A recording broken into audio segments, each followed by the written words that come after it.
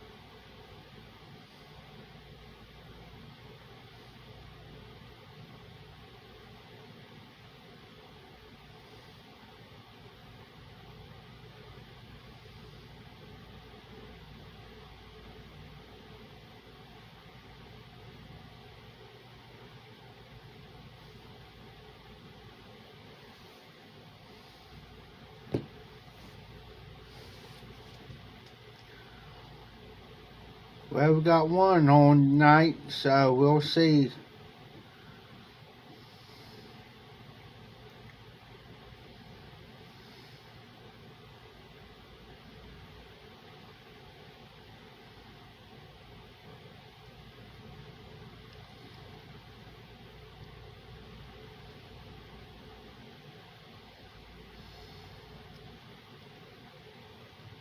Hey, Dan.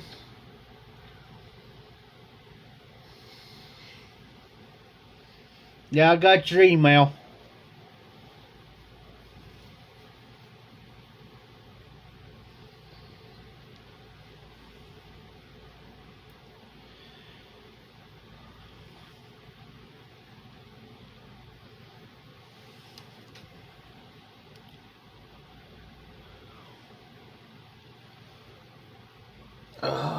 Yeah, it's been kind of a long day.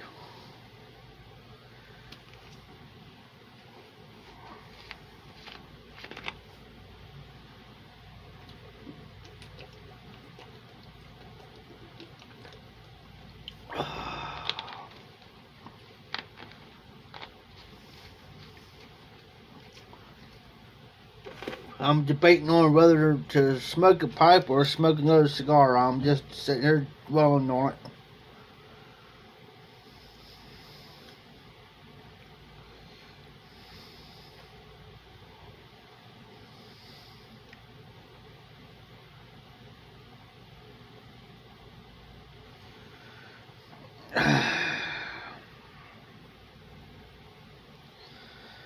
Dan, I'm the same way.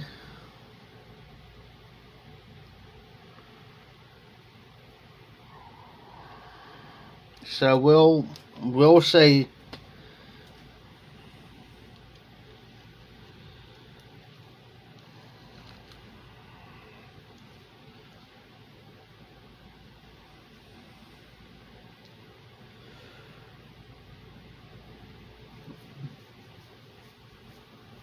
We'll see.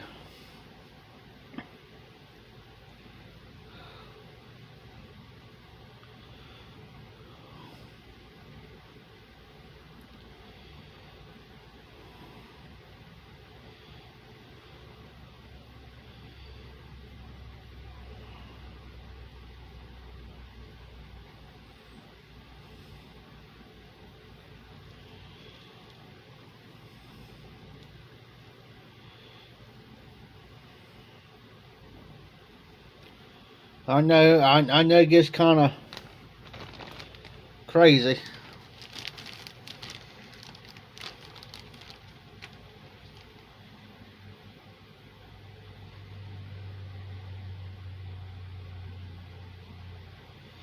Yeah, I would too, Dan. Yes, Jimmy. Got a job of cigars and sticks, Jimmy.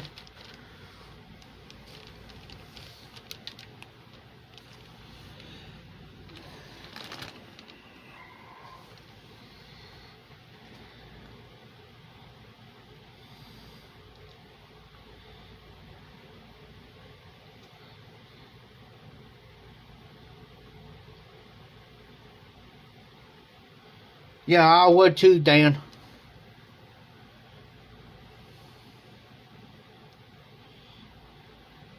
Hey, Jose. What's up? Hey, Jimmy. Kinda let me know when you're coming up, brother.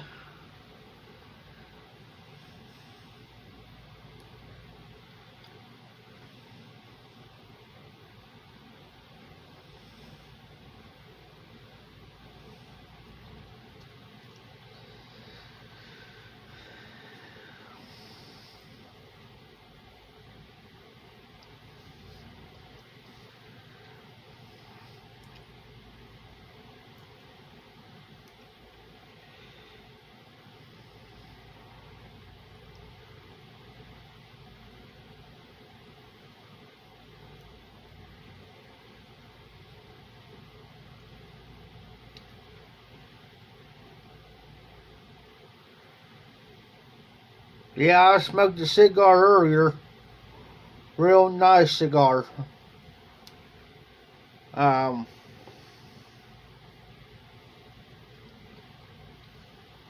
that's pretty bad. You gotta turn the big light on to see. I smoked see the creamy.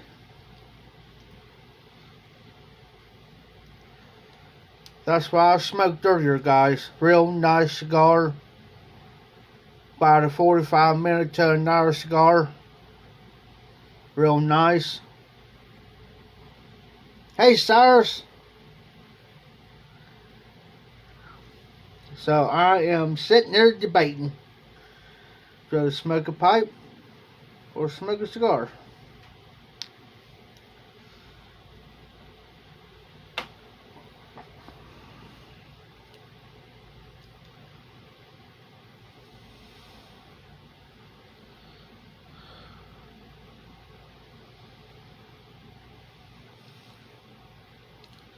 So now I'm debating on which way to go here. Yeah, I got a sore on my thumb from here the other day.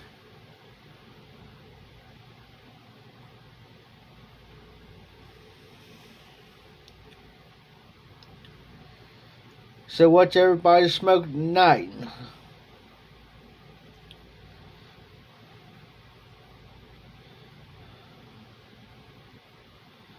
Heck yeah, Dan. I hear you. Yeah, I ran many a times. I ran those backhoes many a times. Oh, you're fine, Jose.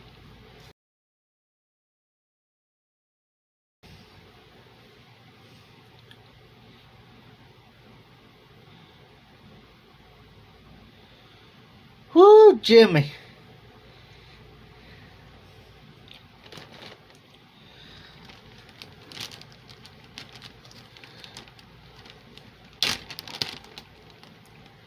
Well, let's see here.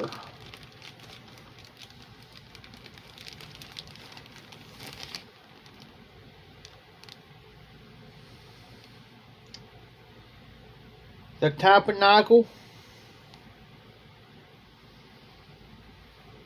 or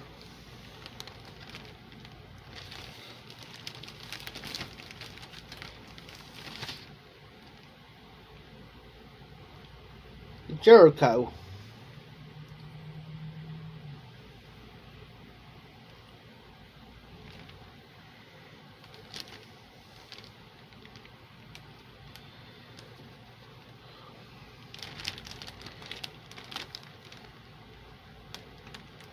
Hey, yeah, Cyrus, I got something that here. What you sent here, I haven't tried it yet. I was going to do the Friday Bulldog edition, guys, but it's been one of those days.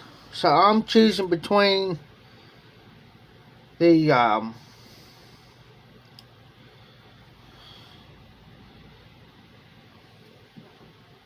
once again, the Tabernacle or the Jericho Hill.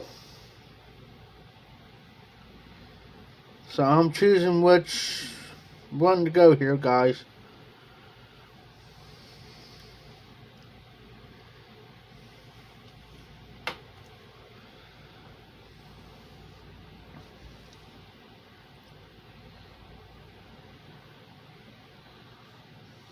Oh, nice, Dan. Sonny H. Birdie Flake. Nice. So I'm just trying to choose which one to go with.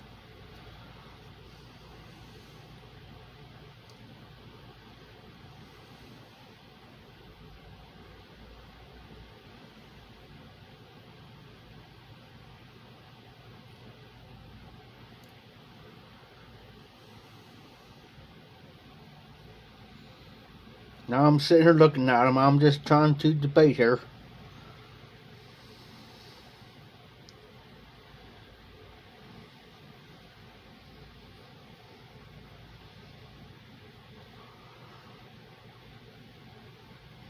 Hmm.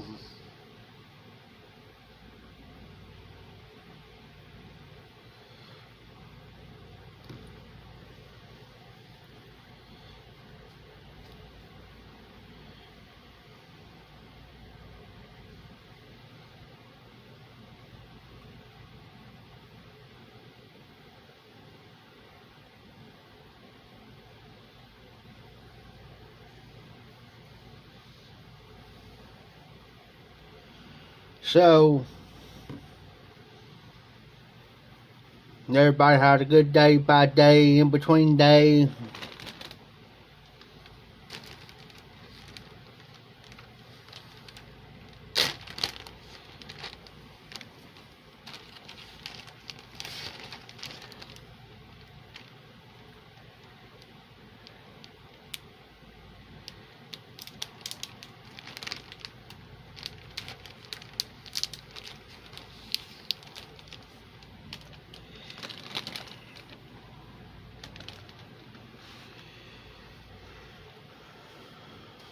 Tabernacle, guys.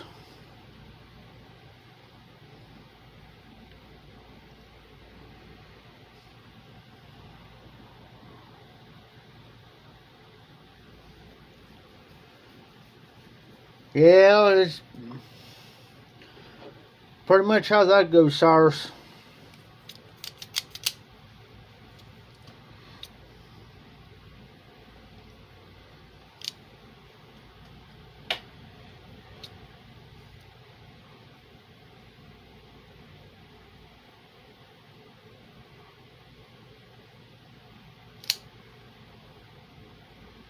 Nice even cut on it.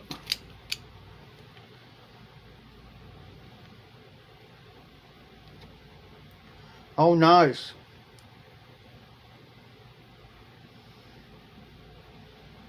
Heck yeah, Dan.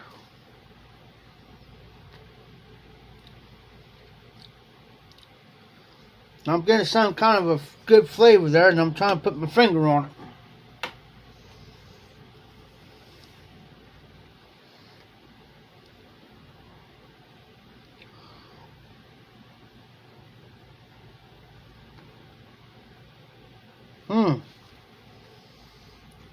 We'll see.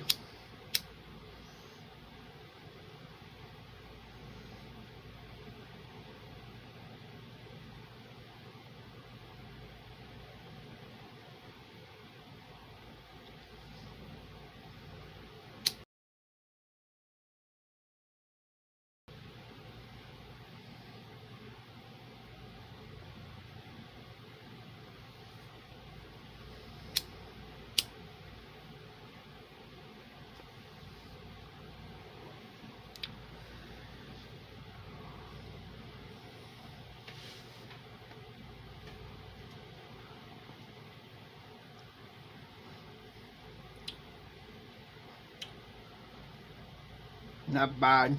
Not bad.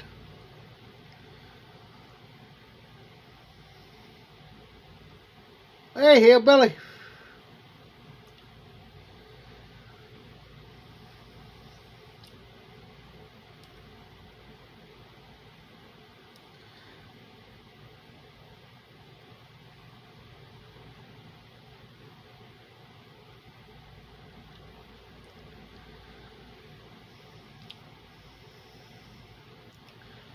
The tabernacle, hillbilly.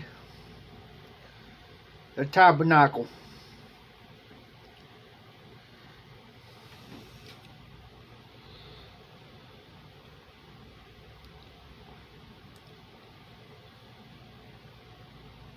Yeah, it's nice, Jose. Very nice. Nice stick, too oily, a little bit of oily to it. Trying to get a name of what it says underneath it, guys.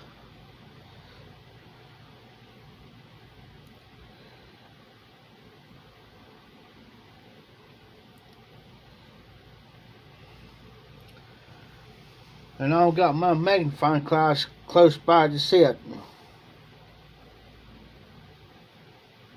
It's at number 143, though.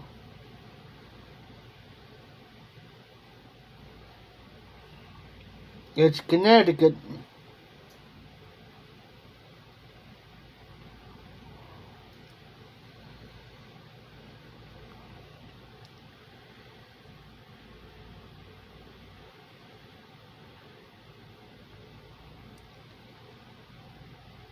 Hanover.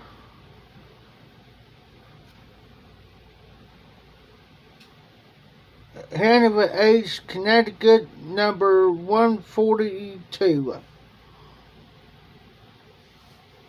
Hmm.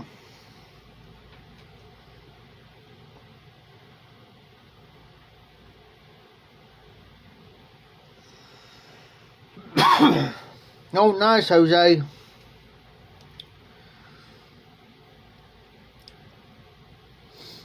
Now I'm getting a hint of something in this, and I'm trying to put my finger on it.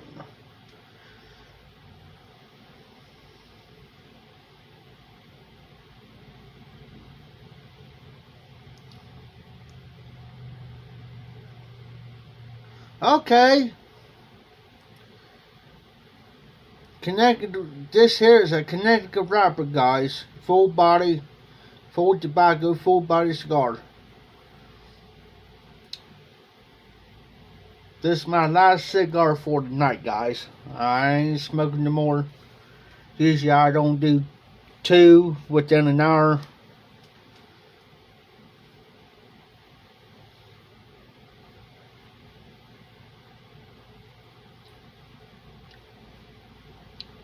Very nice, full body. I can tell in the retro hell.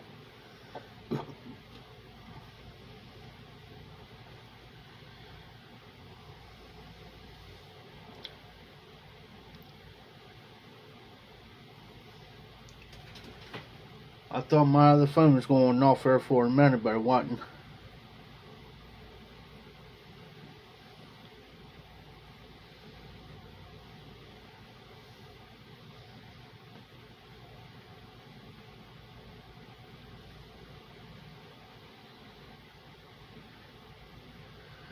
Oh, nice, Cyrus.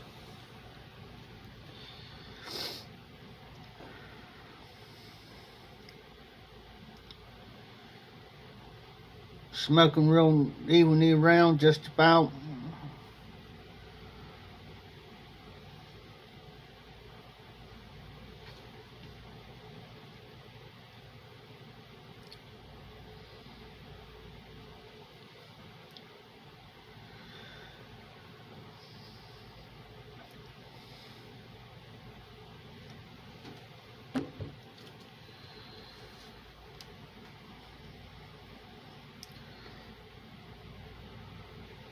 Yeah, usually once I start smoking the cigar, guys, I smoke it all the way through. I don't like to put it out and restart, because to me it leaves that aftertaste, bad aftertaste. So,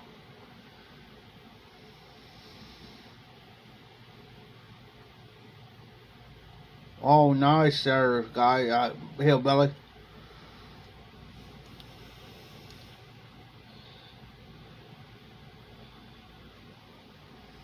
Nice, Dan.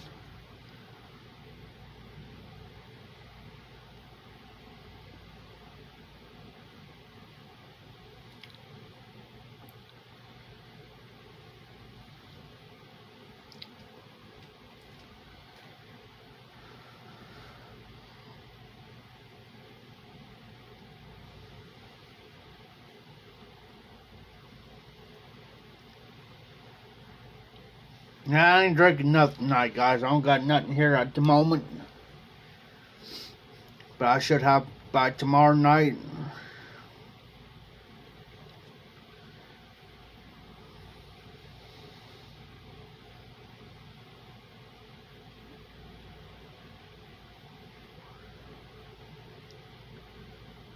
So, don't forget, tomorrow night, all fired up. It's back on schedule. Hopefully. I just seen he just put up a video up. I haven't watched it yet. I was in the middle of charging the phone up, but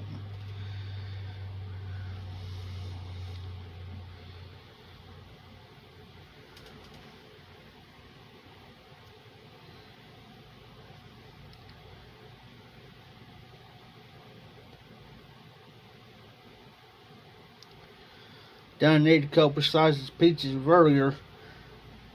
Hey Jose, Dan, anybody, has anybody ever heard from Tony?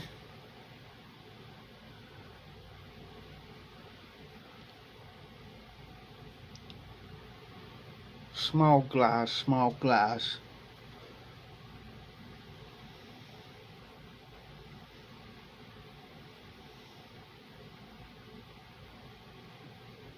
Oh, Jose, it's over on my counter by my sink.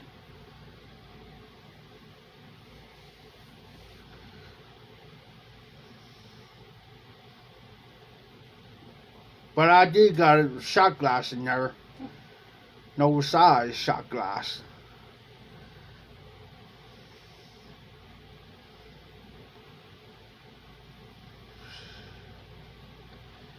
Plus 2 beer mugs.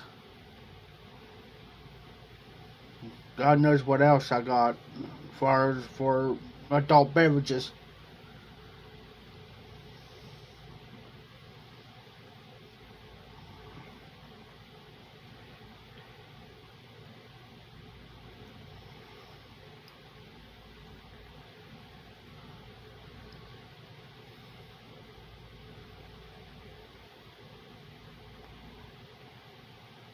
Yeah, sometimes people take the hiatus. They'll disappear for a while and come back on. But other than that, yes, oh yes, Hillbilly, it sure does. I love it. Taking my time on it. I ain't pushing it hard. Nice draw. Yeah, Jose, I'm hoping he's alright too. Nice draw on it. Of course, I'm getting this aroma. And,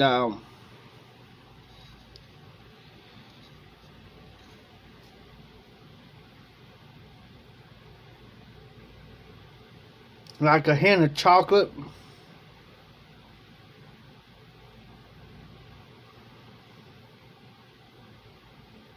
Something else.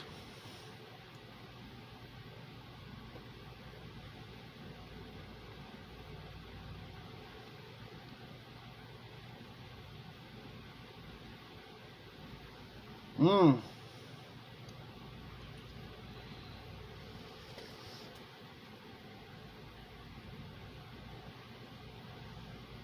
There's something there besides that.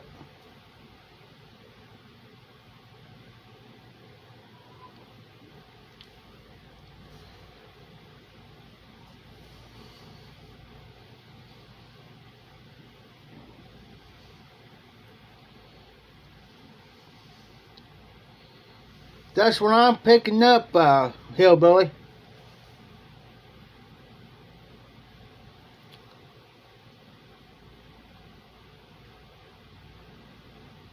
Whatever it is, it's the nuttiness too. It smells awful good, guys. RD, how you doing tonight?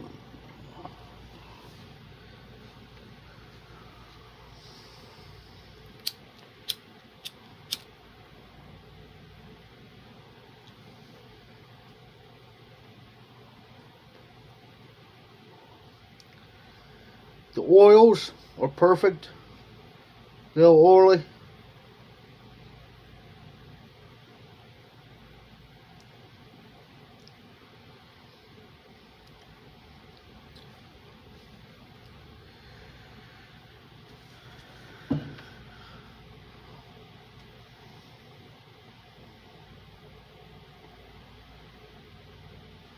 Oh, nice, RD. Hey, Patrick. Yep. Welcome back.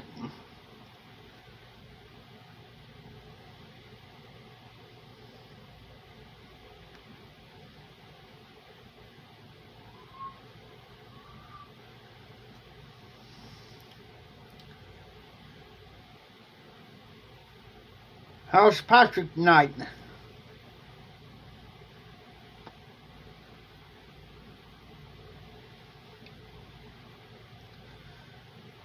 Don't forget, guys, like I was telling these other guys earlier, all brought up, should be back on regular schedule as of 11 o'clock tomorrow night, guys.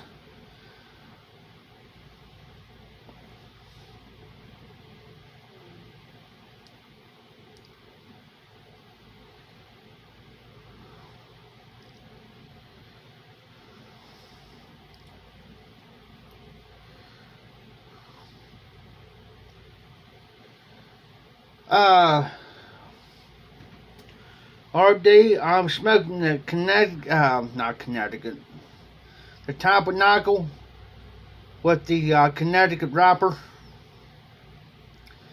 Very, very nice cigar, full body, earthly, nutty, nice aroma to it, nice cigar.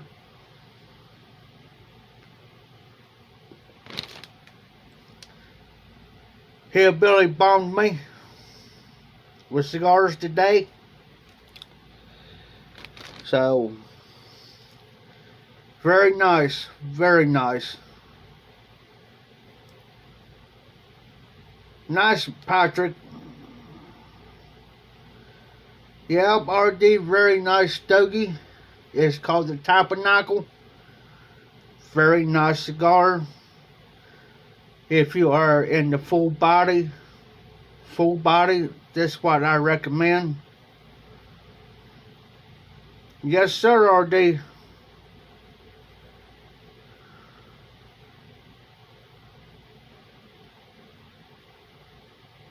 I do not have to.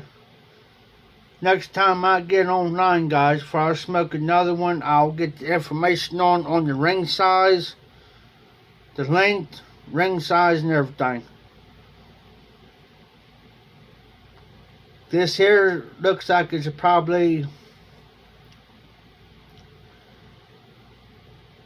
it could be the same as the Dutch Master. Probably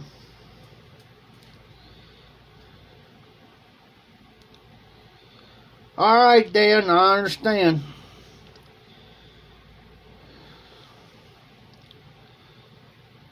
That's why I was figuring there, Hillbillies, about a 50. Because the Dutch Masters President cigars are about the same way.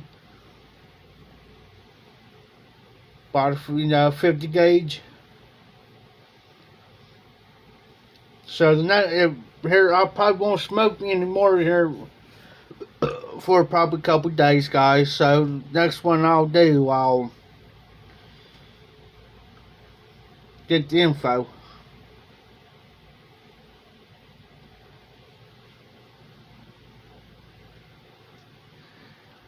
If you guys will excuse me for a minute, I'm going to fix me a cup of coffee. Now I hate to put this cigar down.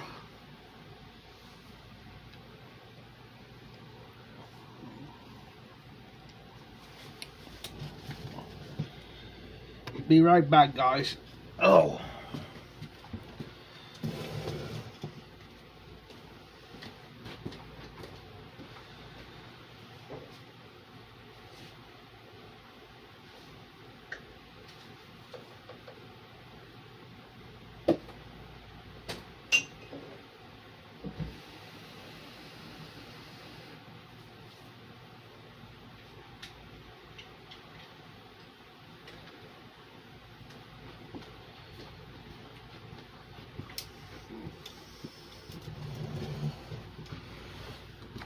Yeah, what's playing behind me? It's back to school.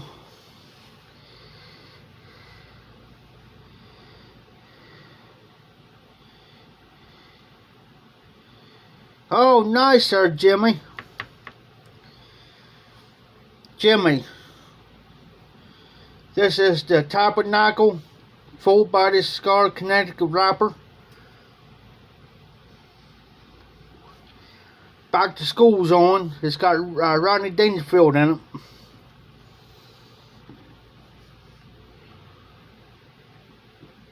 I drink instant coffee, Folgers.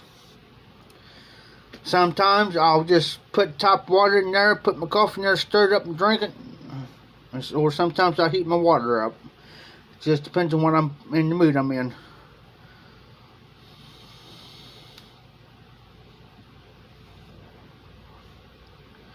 Oh, nice there, hillbilly.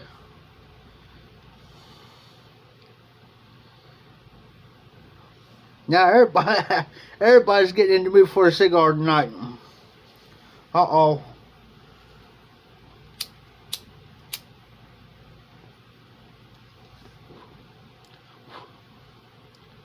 That's better.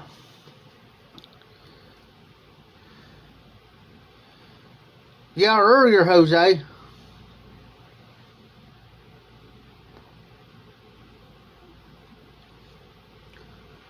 Cause I didn't get back home till about after 8 o'clock. About 8:30.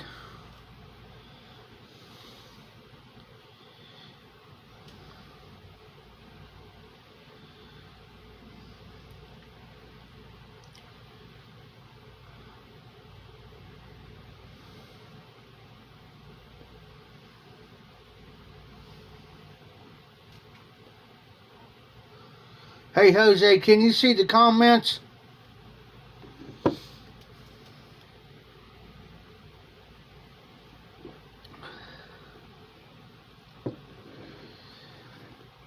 Yeah, I get that too sometimes, too there, RD.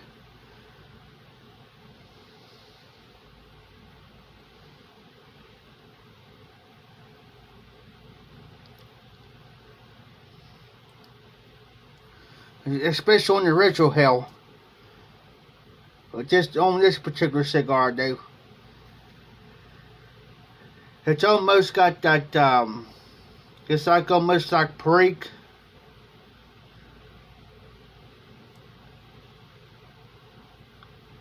So, I mean, it's just kind of gets a little bit of a tingle.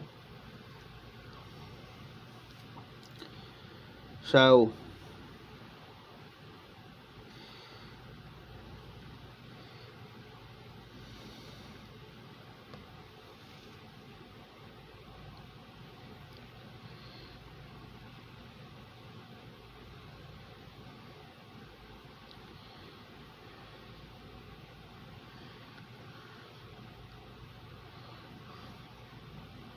oh, okay, Jimmy. Gotcha.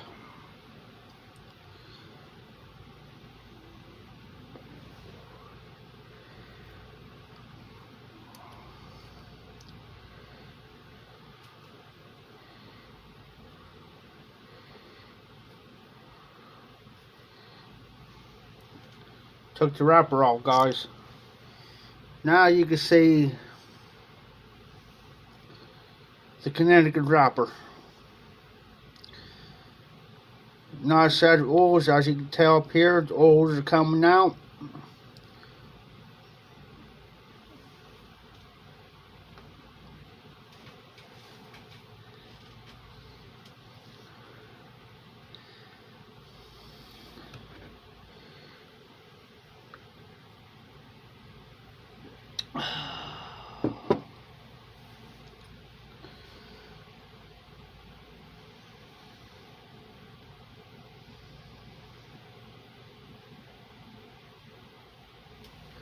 If you ever take your time on a cigar, guys, take your time on it.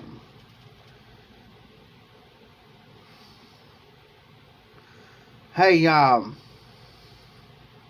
RD, if you got a cigar, if you got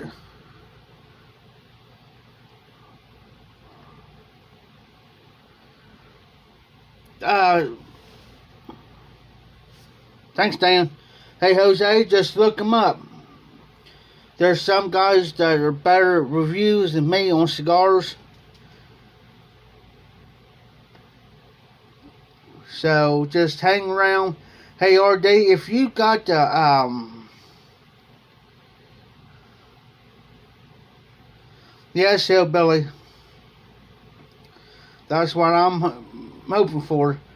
RD, if you got a cigar called the Banker, get the tobaccos, James Fox's the Banker, the pipe tobacco. It's good. It's got a cigar leaf in it. Great blend.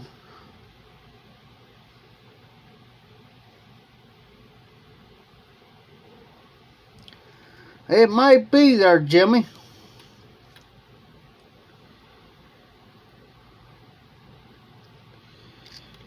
Let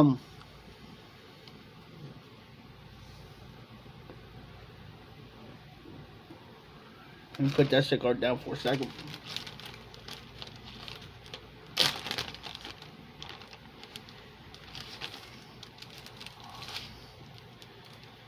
Here's one that is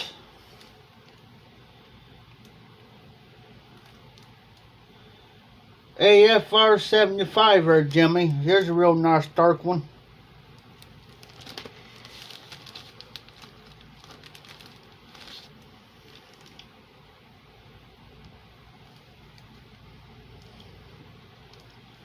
There's a real nice cigar. That's probably about an hour and a half, 2 hour cigar. This and here's going to be the next one's going to get smoked, guys. It's called the Jericho Hill. It's going to be the real nice. It's going to get smoked.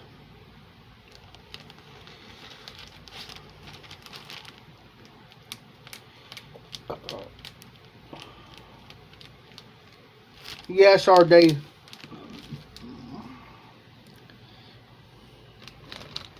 Oh, these cigars here will last me forever. As you can tell now. Oh yeah, these cigars last me forever.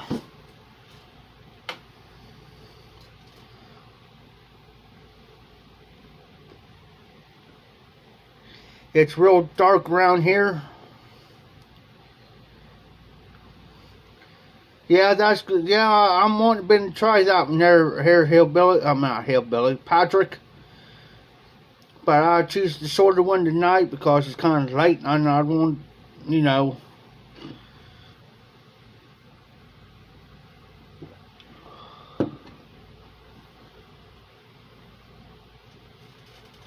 No, I drink my coffee kind of cold coffee. It's instant. Nice RD. Yeah, this has got the Connecticut wrapper on this one. So,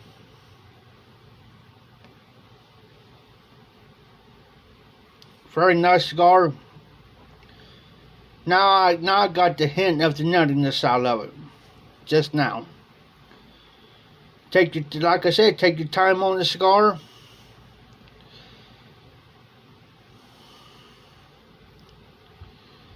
Oh, nice, Patrick. Jose, if you ever get a cigar that your end's covered, you just want to take the very top cap off. You don't want to dig into it, just the very end of that cigar, you want to cut it. You don't want to chomp into a half a cigar and waste half a cigar.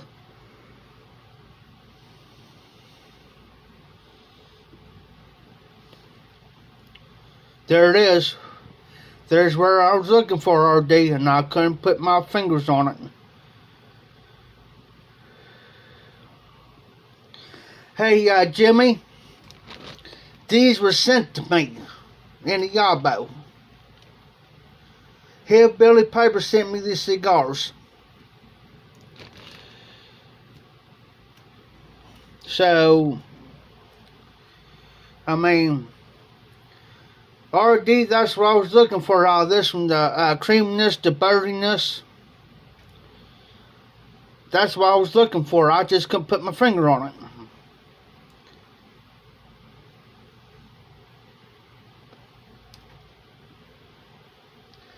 Sorry, I heard about them cigars. Them David All cigars are pretty good.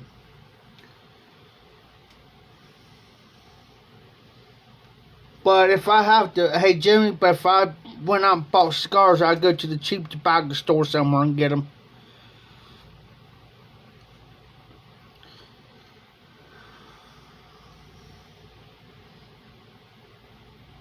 Because if I go to like a place of Kroger's, you take like a Romeo and Juliet cigar, you're paying about $7.95 a stick to 11 something a stick.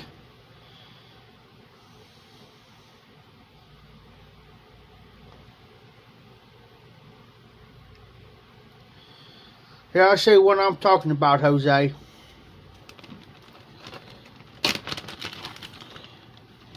Let me feel for it. You take like this cigar, Jose,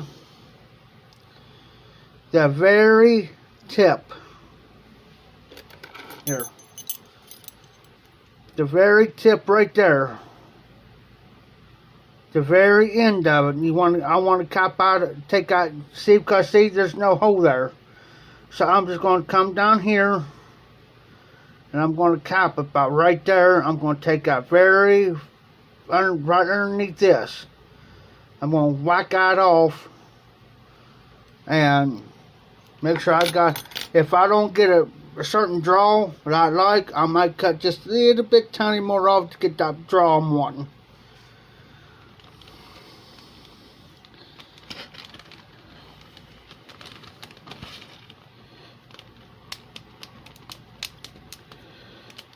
Oh, nice, Hillbilly. Nice, RD.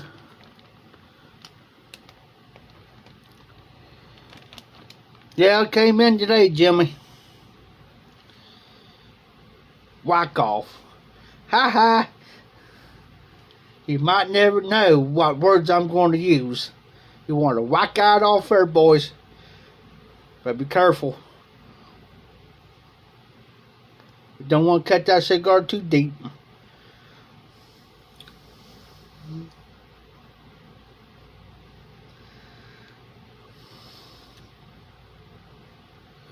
Oh, wow, Patrick.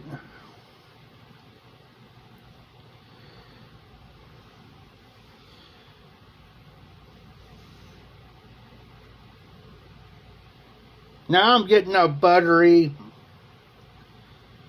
taste now. It's like it's a little bit of a sweetness to it too, guys. Now I'm starting picking it up. About halfway through the cigar.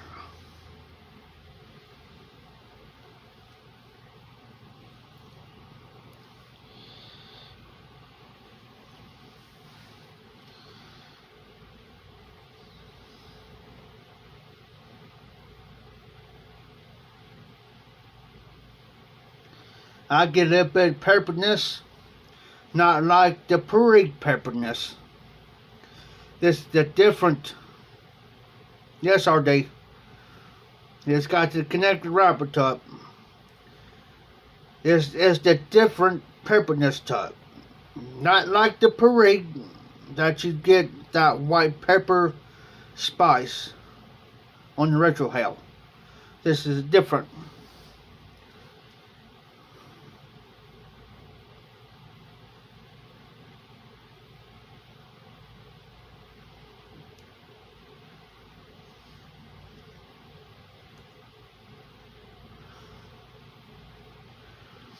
Yeah, Jose, them are pretty good cigars. I never had any of the David All cigars yet, but I've been told they're good. So,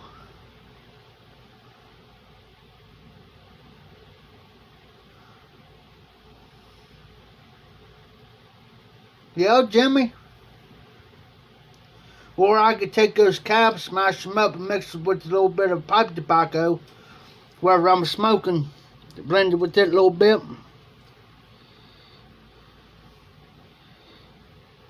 RD, that's scary religious.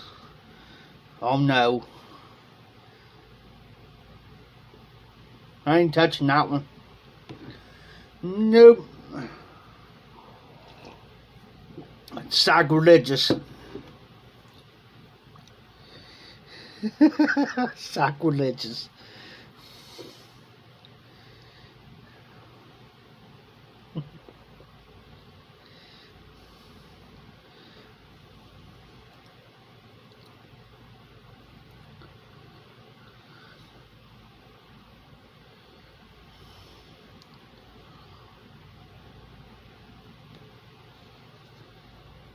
Oh, hillbilly, there may be a office in there or Patreon. I have to relook because what I'm going to do is I'm going to take each cigar out and I'm going to write each one down on a piece of paper.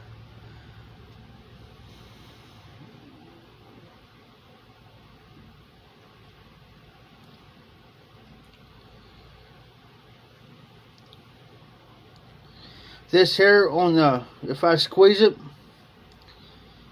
a little bit, it's got that between firmness to it. Very nice.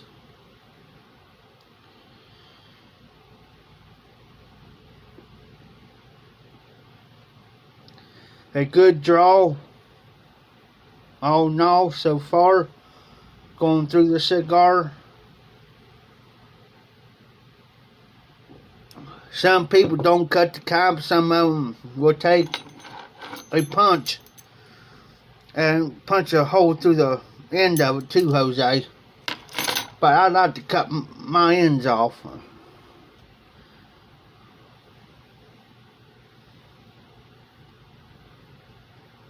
So that's how you can do either way. And it's the best, use the best cigar cutter too.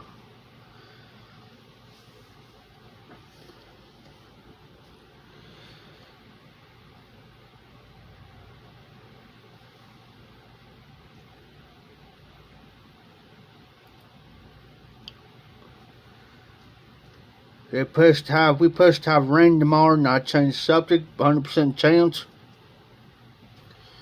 So that's going to delay me to do what I got to do before 3, so.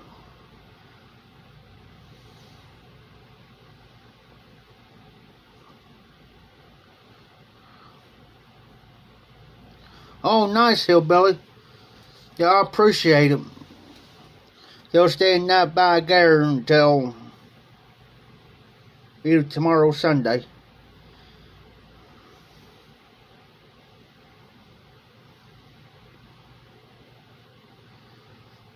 Well, what did you pick up there, Jose? Maybe I could tell you. Maybe if you say one of them, I could probably already hide it and I could tell you.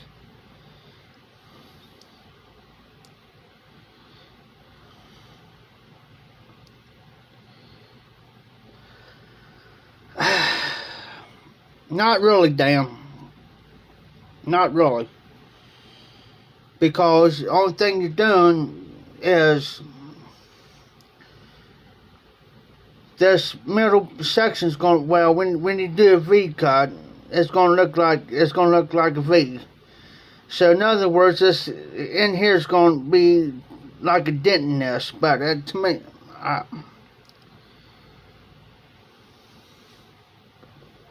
oh, I will, hillbilly.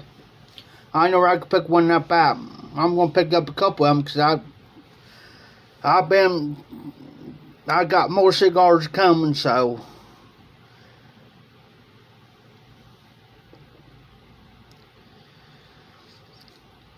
I mean on the V cut and the straight cut, I really don't know them, but to me,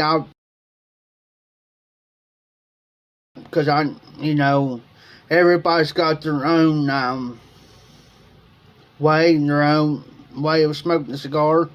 Some people like straight cutter like this one. This is a straight cutter. Now,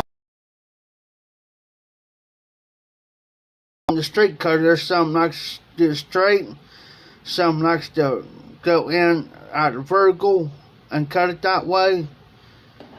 I guess you get a different way of doing it.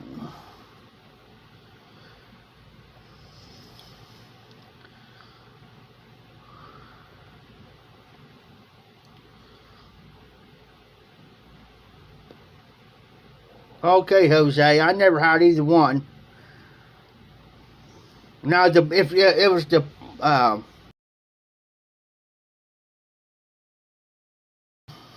in a way.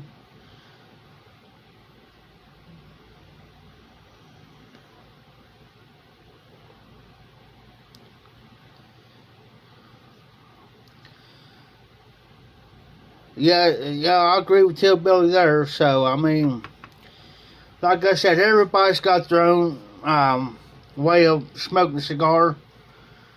Now I can take out straight cutter and I can angle it out a certain way, just a little bit, and then cap it. Cut that cap off. And if I did that to this cigar, I'll probably get a better flavor out of it.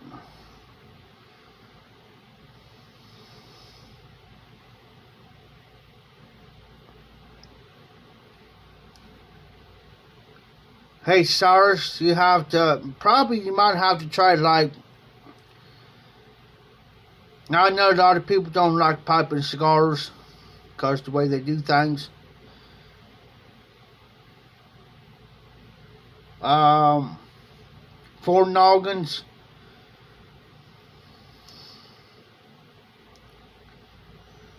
Oh, nice, Dan.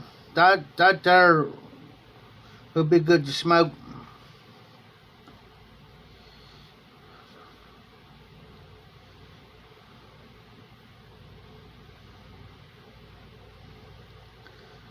The guillotine cut. What's that, RD?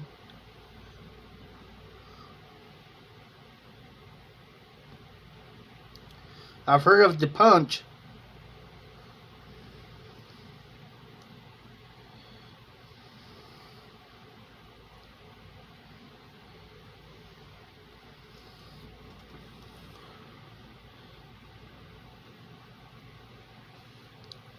Oh, okay.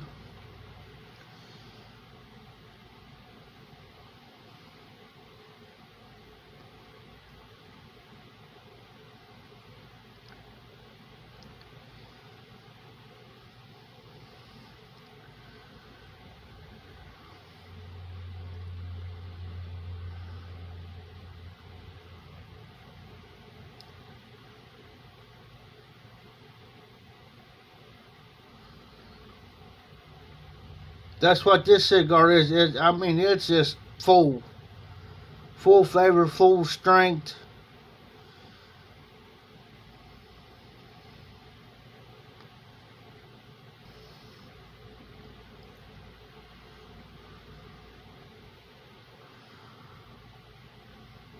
Huh, Patrick? I'm always learning something new.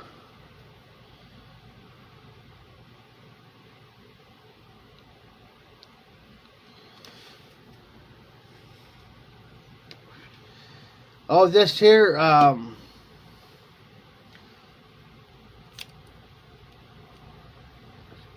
is what you're talking about, Hillbilly?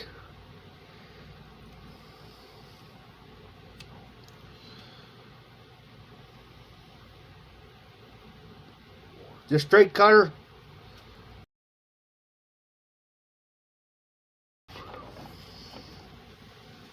Uh, hmm.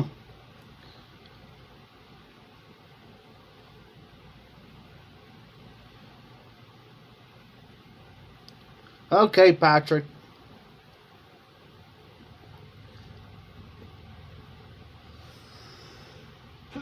Always learn something new. Very nice cutter too, nice and sturdy.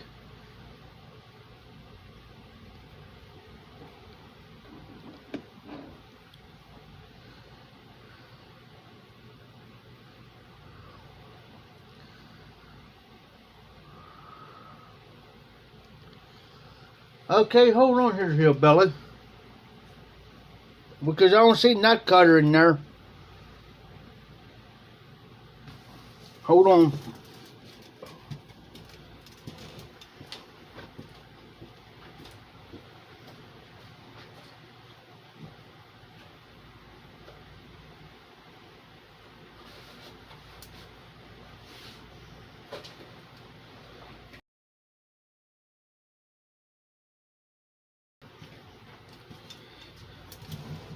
Hmm.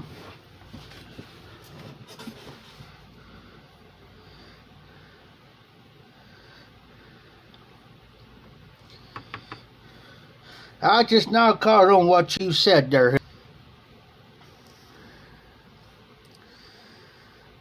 You tell this has been a long day. Long day.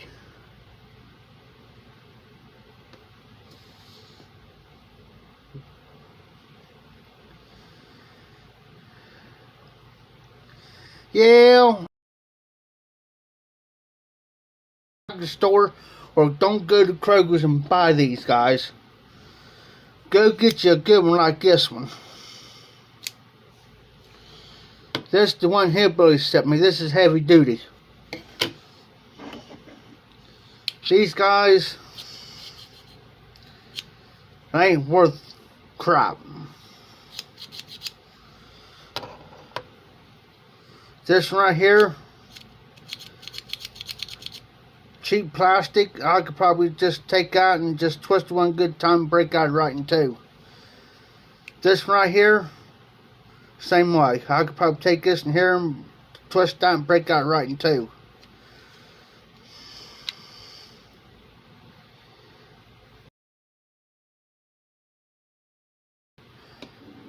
You can even get one, too, that it's got a thing right behind there. I think got this. What it does is stops the end, and you can just snip it, or like I always said earlier, whack that off.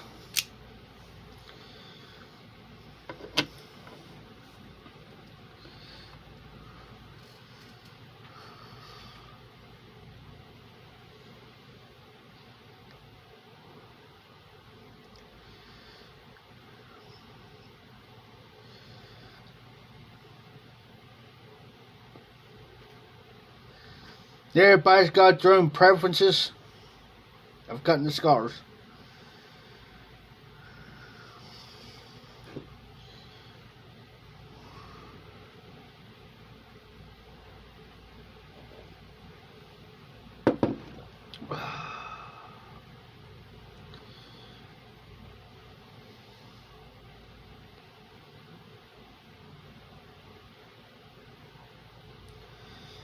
This reminds me of a guy years ago. This only thing he smoked was cigars every day. Every day he'll smoke a cigar.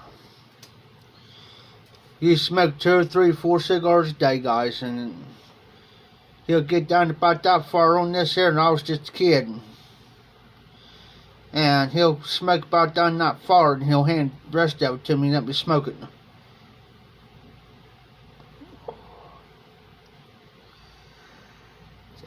Not today, Jimmy. It was raining so bad last night around here that I was supposed to fence today, this morning, but about 11:30 last night, he called off for today because of all the rain. We got more rain coming in, and this job needs to get done, but we're not going to be walking through a bunch of mud and get all covered in mud, trying to all through mud and water.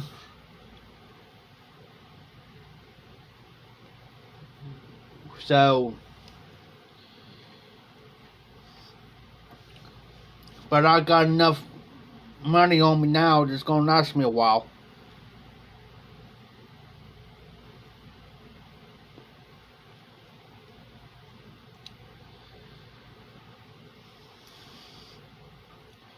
If it wasn't raining yesterday or the day before here, we could have went down there and put up at least 10, 20 panels up easy. Easy.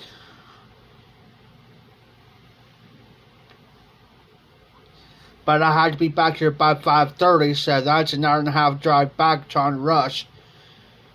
Put stuff up, load stuff up, and rush back here. So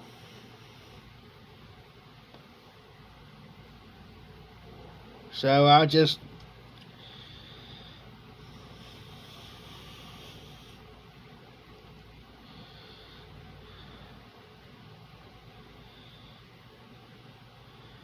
Oh wow, Patrick.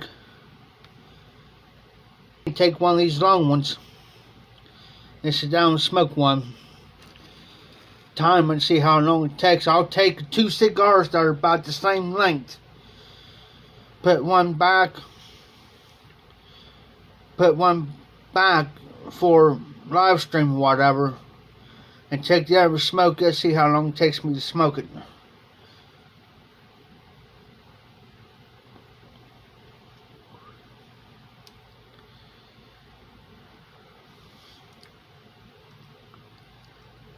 There's some people, Patrick, there's some people can do it.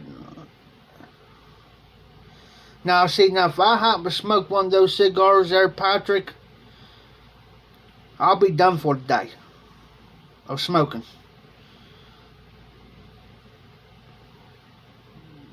You know, I'll be done for the day because there's no way I can do heavy nicotine 2 cigars I got. There's no way. It's just like on a bookshop. I can smoke 2 bowls on a bookshop and I'm done.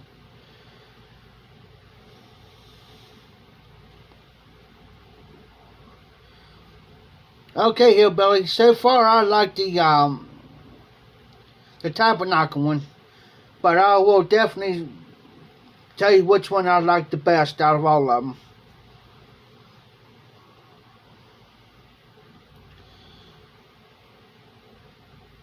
But I know this cigar here, the Tabernacle one, I really like this one.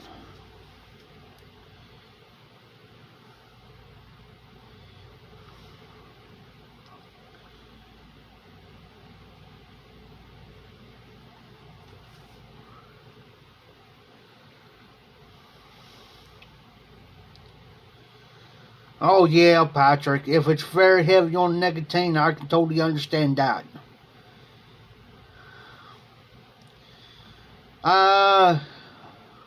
Jimmy, vinyl. This job is vinyl. Final privacy fence.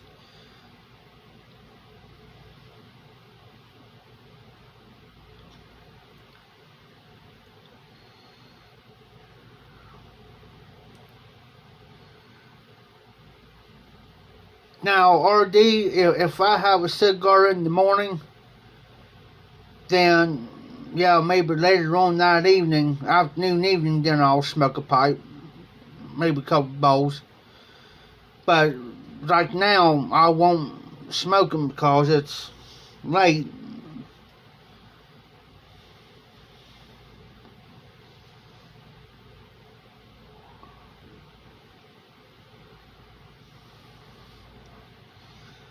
Now, the HH Ruska, it's good. But I always advise these newbies, if they want to try to smoke it, I tell them 1 or 2 ways. Smoke it.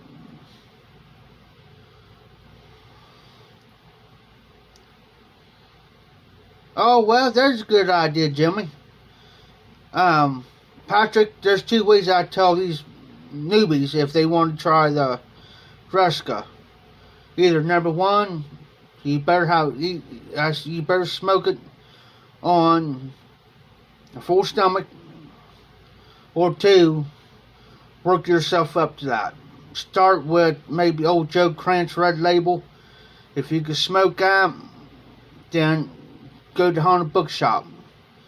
Because the Haunted Bookshop and old Joe Krantz Red Label like brother and sister. If you can handle the bowl of Haunted Bookshop, then you can pretty well smoke Ruska.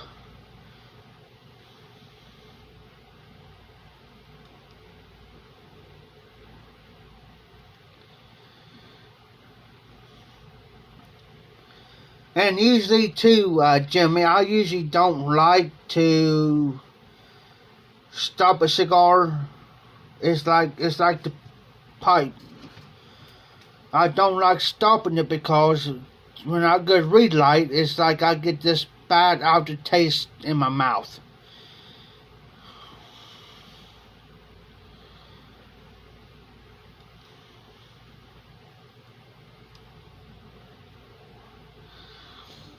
Yeah, Patrick, I can if I got time to do it, because usually through the week I'm pretty well busy. So,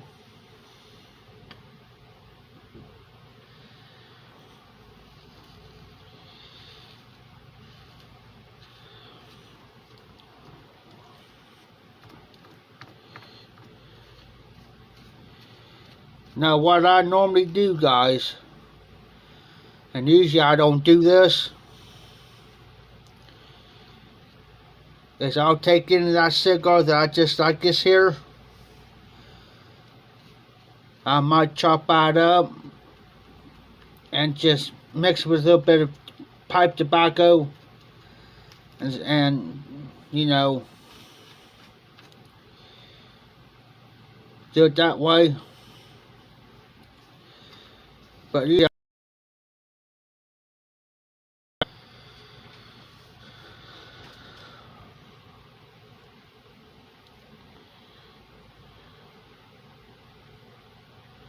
Okay, Patrick.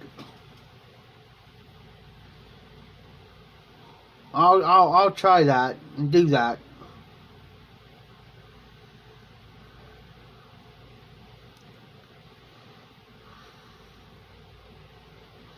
Oh yeah, that's why I'm not getting up after smoking that one. Even though I got to get up, but I ain't getting up right at the moment.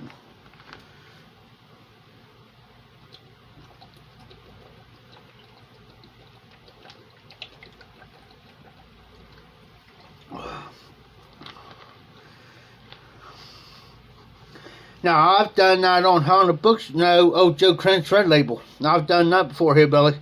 Sit there and they told me, Jeff, watch what you do. And I've got to eat before I smoked it. And boy, I got up, I got so doggone dizzy. Sicker than a dog. Oh, got sick. And then I was on the Pipe Nooks live one night, and I asked him about it. You know, I said, hey, I got some Joe Crent's here at Red Label, and I said, I got dizzy and got sick. He says, did you? Then he told me, he says, well, next time you smoke it, make sure you got a full stomach and then try it. Well, I tried, next time I tried it, man. He was right. Now after that, I was fine.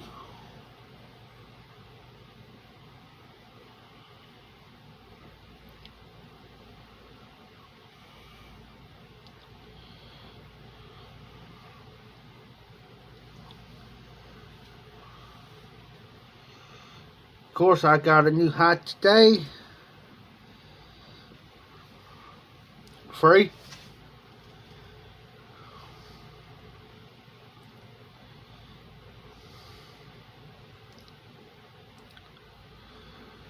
Well, guys, I'll be right back.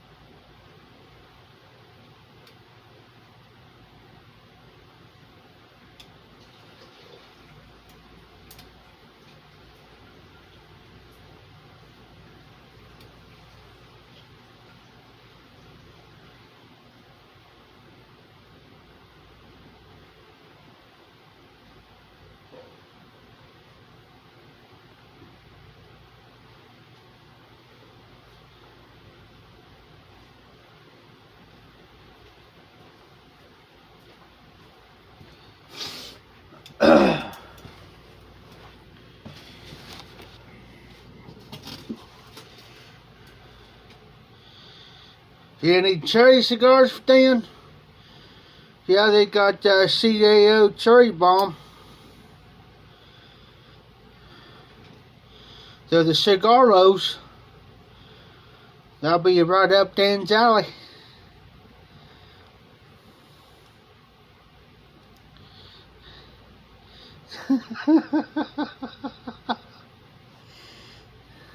Cherry bomb.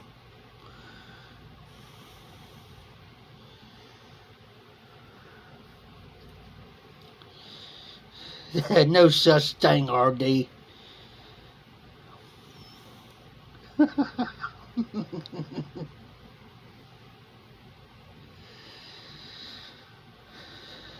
Damn, they're awful mighty good. If you like cough syrup, that's the way I look at a cherry blend.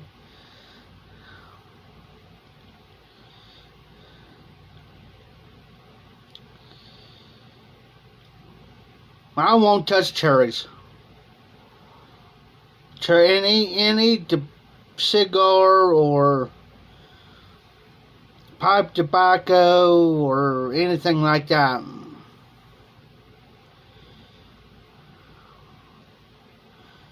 Captain Black Cherry ruined me on cherry blends.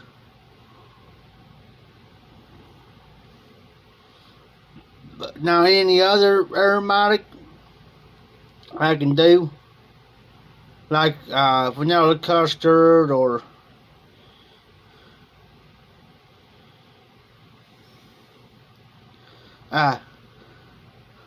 no damn.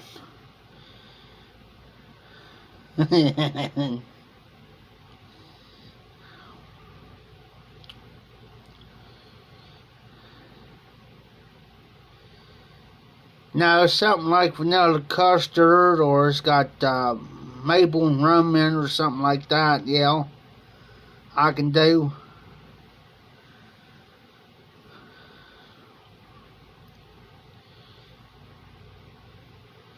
Now Brigadier Black by Sherman's March. It's got that aromatic. It's got the rum and maple in it.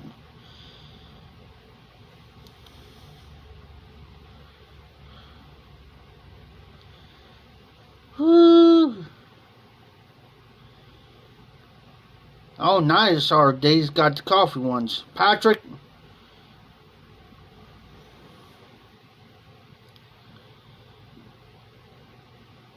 I don't know.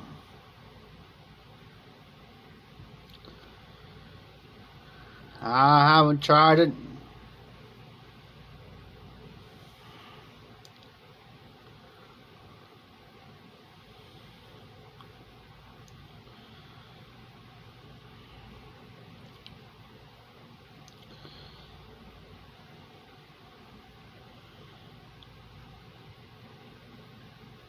Now, if you like now in the Brigadier, it's got the rum maple. The maple tastes more like pancake syrup, maple pancake syrup. That's what I get.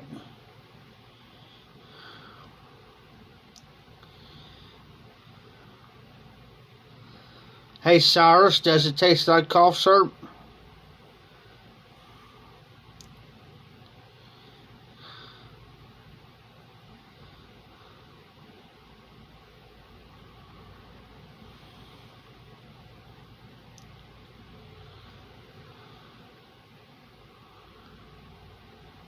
Oh, nice. Oh, nice, Patrick. Yeah, that, there's some blends like that there. You know, I had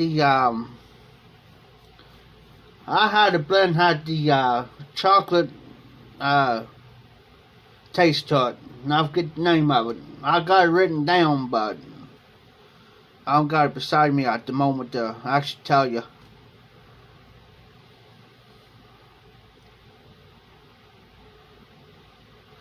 Okay, Jose, thanks for stopping in. Have a good weekend. Be safe, be well. Appreciate you.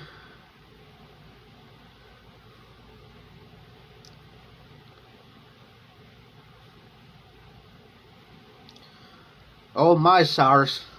If it's worse than the cough syrup, I don't want to be near it.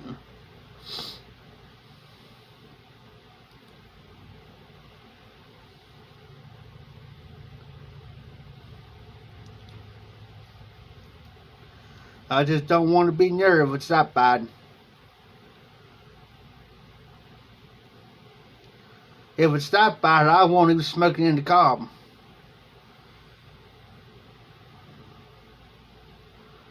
So I'm mighty afraid I might offend that cob by smoking it in there.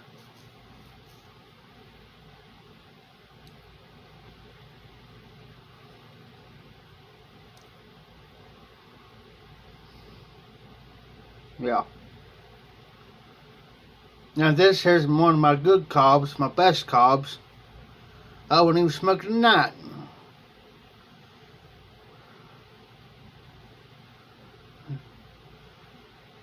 You never know, that cob might kick it out, just kick it out of there, so I ain't gonna touch it in that cob. You know, I've learned something, that if you take some boiling water, if you want to bend this, you can. Just boil it in some hot water for about a minute or two. Don't take long. And what I do, as I did on my other one, is I'll stick a pipe tube through there real quick, and I just barely start easing it, bending it a little bit.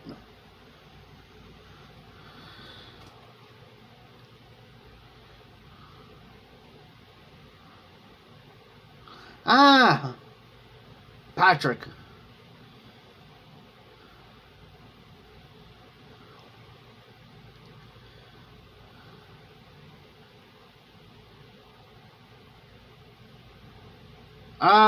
No, hillbilly. You don't have to have permission from YouTube. Just like I'm doing this through YouTube.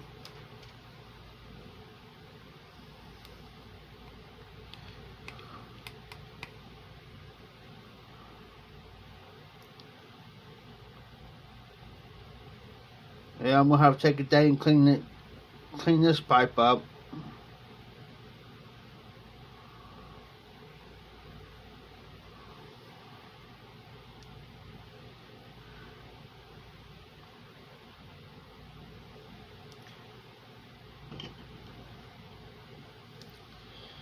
No, you don't need permission from YouTube. You can do lives. It's just like on your cell phone. You just can't do it on your cell phone. If you get Prism, you can do a live stream.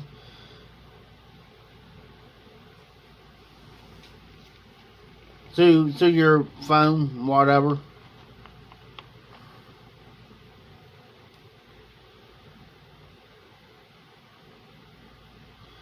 And hey, Patrick, there's a thing called Prism that you can do through Google. Well, you have to get the app first, and then do your Google account thing, and then do it for YouTube.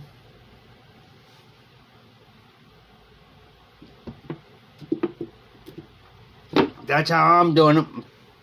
I mean, I'm on my cell phone. I can do it through the computer, but it runs so slow on the computer that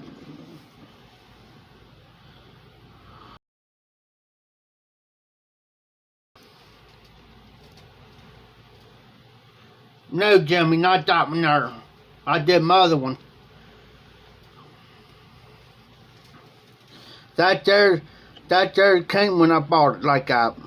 The only thing I did is I took a black permanent marker and just colored my shank. Then, and when I did that, then I just wiped it off, and that's the color come out.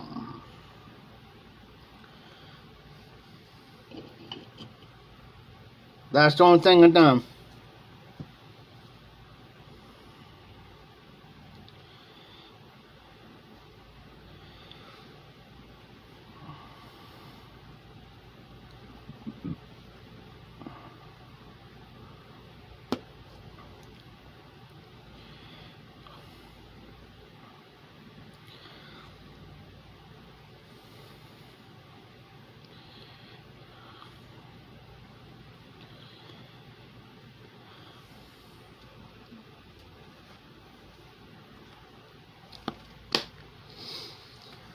Yeah, guys, you know, everything's going up.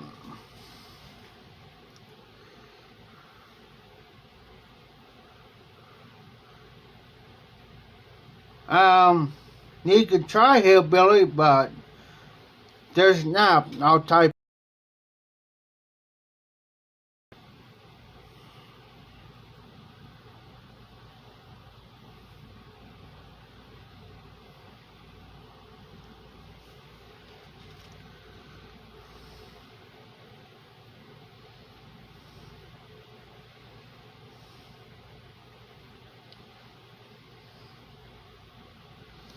I typed it in here, but you get that out.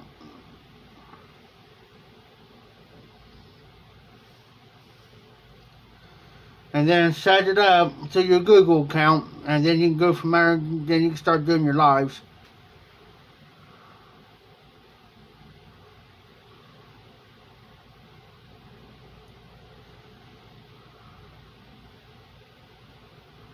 Huh, Patrick?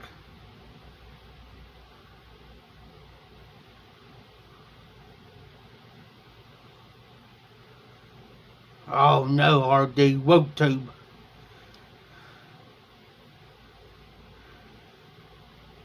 Uh,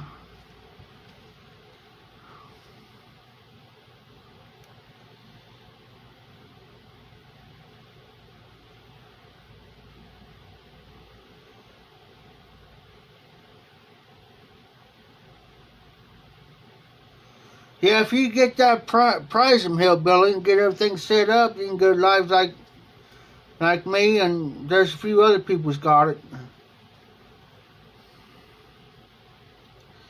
I think Yardism's got it. Jimmy DeBaki, I know he's got it.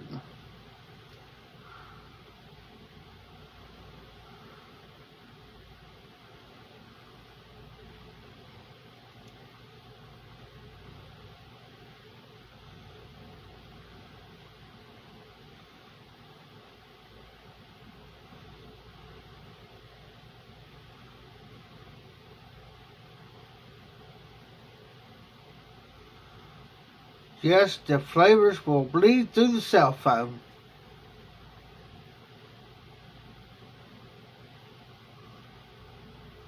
I'm gonna have to. I'm gonna have to figure that one out.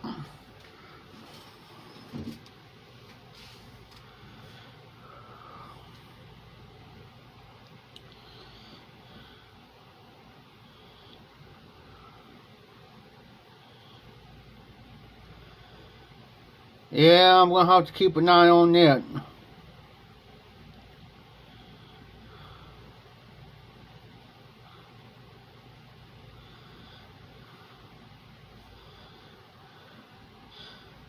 Yeah, I seen the yeah, Dan. I seen that.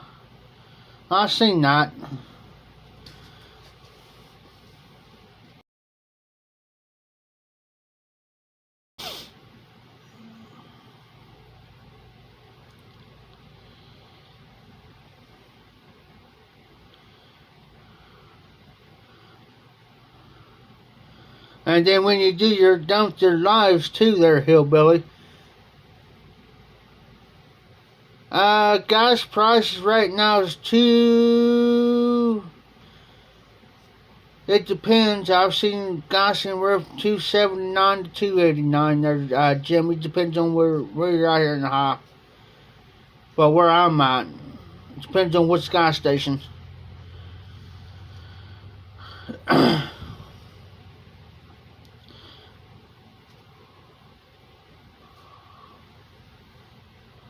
Depends on what gas station, Jimmy. But it's averaging out right now about 285 to 89. I was in Columbus here the other day. Gas up there I've seen, the lowest I've seen was 273. Was the lowest I've seen.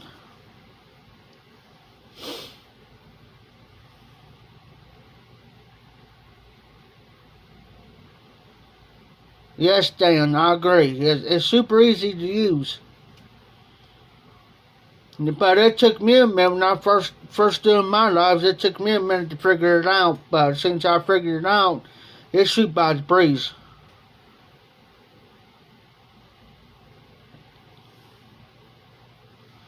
Shoot by the breeze.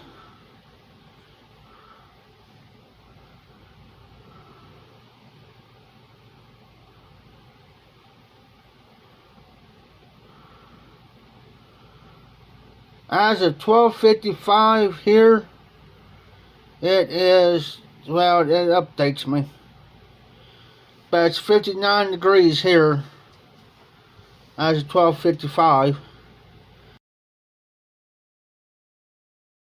To us.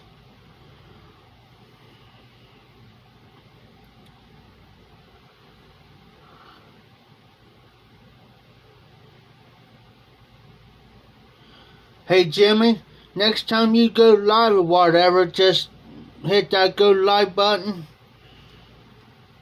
and just go for it. You'll see your comments. I'm seeing your comments will pop up. Like I'm seeing yours. You ask how much guys is here in the house. Then Dan says I was only testing it, so.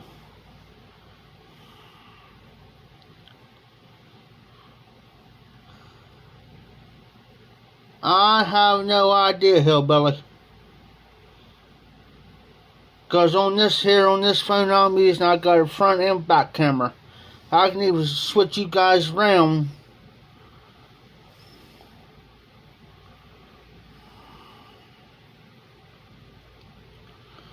Oh, okay, Patrick.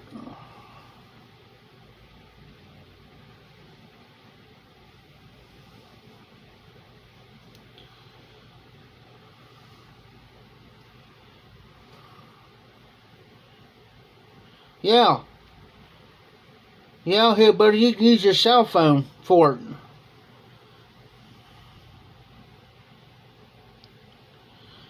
Exactly, Dan, exactly.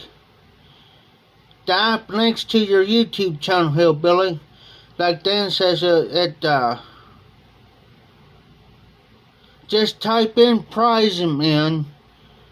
Like, you can go to on the website and get it, or go to or wherever, or internet, and get it. Just download it to your phone and go from there. They'll give you instructions how to do it. It's super easy.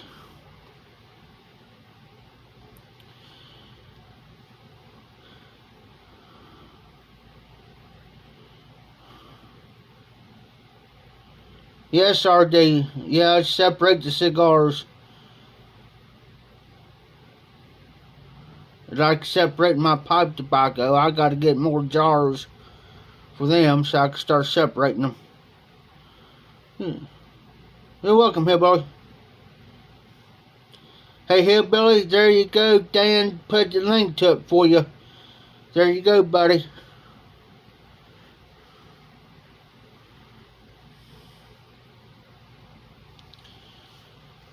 And the only thing you got to do is get that app, download on your phone, and go by the instructions on it. They'll tell you how to do it, set you up, and then there you go.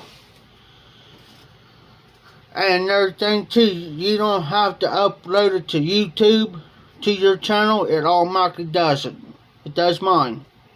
It automatically uploads it. I don't have to worry about it. I can walk away out my live, walk away from it, and I don't have to worry about stressing myself out on it. And then, after your live's done, and it goes on your channel, it'll tell you how many views and likes you got.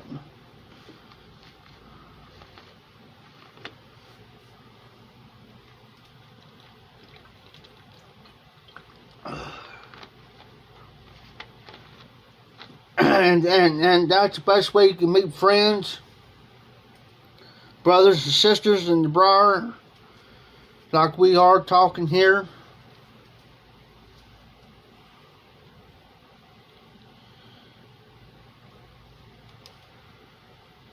But the main thing too, Hillbilly, is if you start doing lives, make sure you get you a couple of moderators.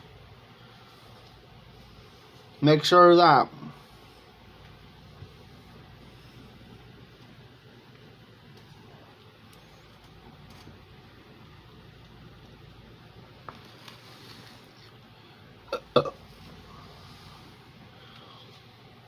I didn't know anything about Prism until I was on Tony's live one day, and I seen in the corner like in the corner of his phone, and says prize him. I'm going to say, well, I'm going to try this. So I tried it, and here we are.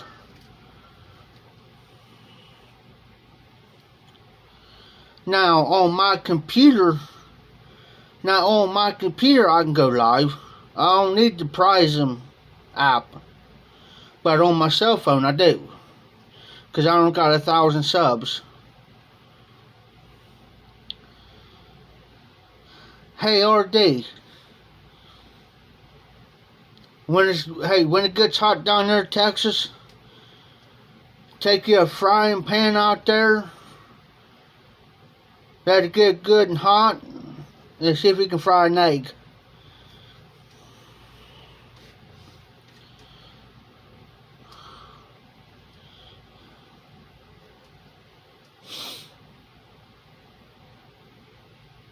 My buddy tried it one time up here where I live.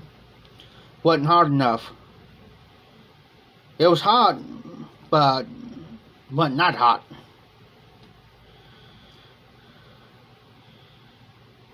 Now, if you can fry an egg in the skillet, then you can fry you a couple of hamburgers.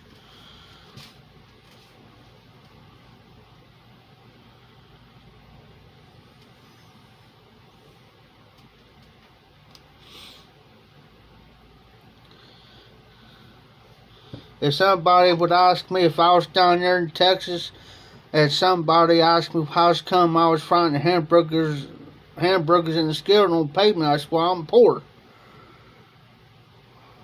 I don't got two nickels rubbed together.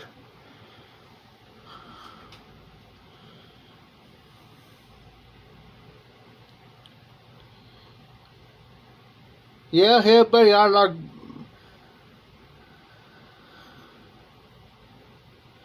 Hey, here last weekend, we got a place up here called Street Size 62, right? I had the spicy jalapeno burger. Just a hamburger. How much you think it cost me? Oh yes, don't forget the bacon. Just for the sandwich itself, guys, cost me $8.99. I like to died.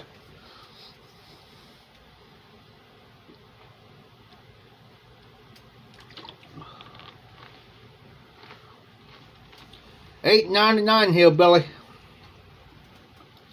And just for a tall, it's a mug, tall glass of beer, because they'll ask if you want a sort of tall. I got a tall Bud Light now, $4.50 for a tall one. $4.50. Now, he brought my bill, because I was with a bunch of guys, bunch of friends. He brought my bill, and I looked at it, and I went, almost $15 just for. I was like, what?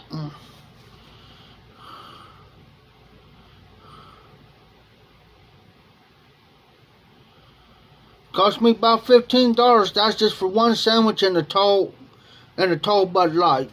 $15.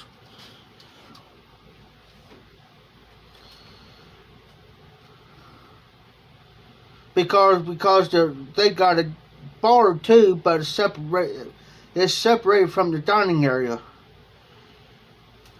You can go outside and drink beer. They got a patio. And they got like a chimney-like thing. They can throw hickory and everything in there. Or hickory wood and stuff. And you can sit outside and drink your beer. And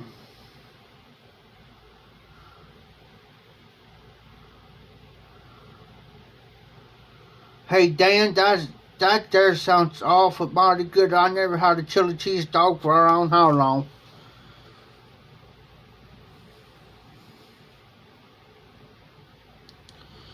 Oh, speaking of that, Dan,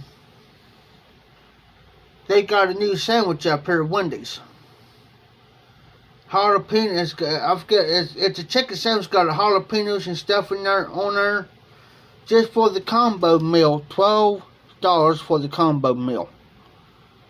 $12. That ain't including getting upgraded on it, like if you want a medium or large fry and drink. So if you get a large, there's about 14 something right there, just for that. Now I was at Wendy's here last week, and I looked at the price, and I'm thinking, oh, because I was going to get it, and I looked at the price, and forget this. Wound up with the Baconator. Now, and this time I didn't tell them to put extra bacon on it, but I tried to let them know put extra bacon on my sandwich.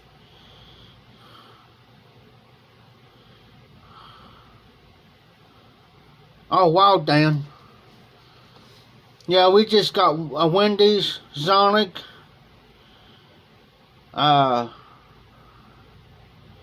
Street Size 62, McDonald's, KFC,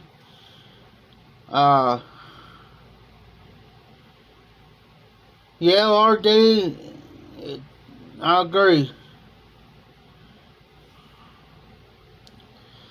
Oh, nice, hillbilly. Stuffed jalapenos. I can eat those things all day long.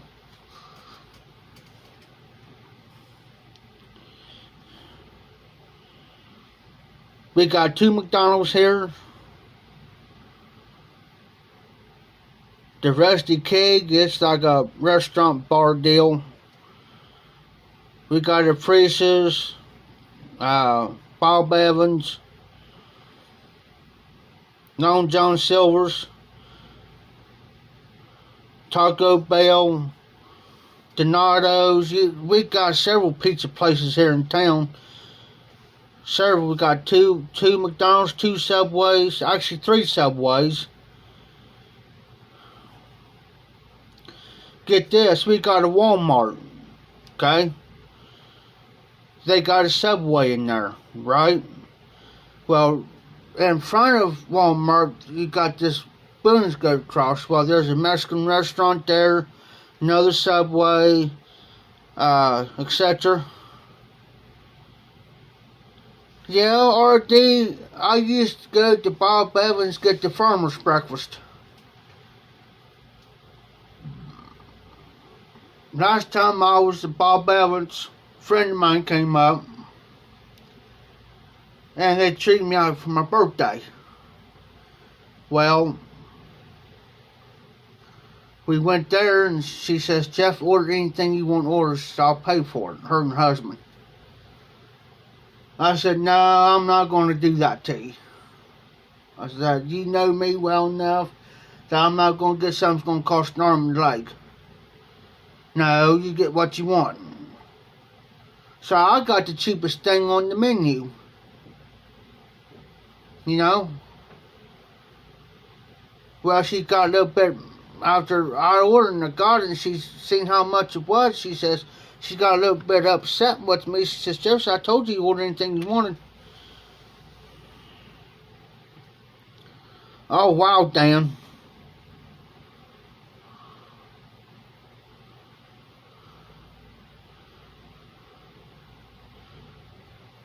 We got a small town around here. You take one blink, you're through it.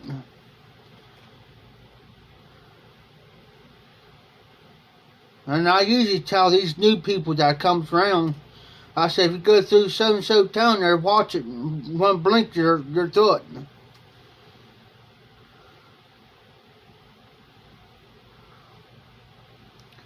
Where I'm from, there is, from the bridge to the other side of town, it's only a mile. 1 mile. And there's only like 3 or 4 stoplights, and that's it.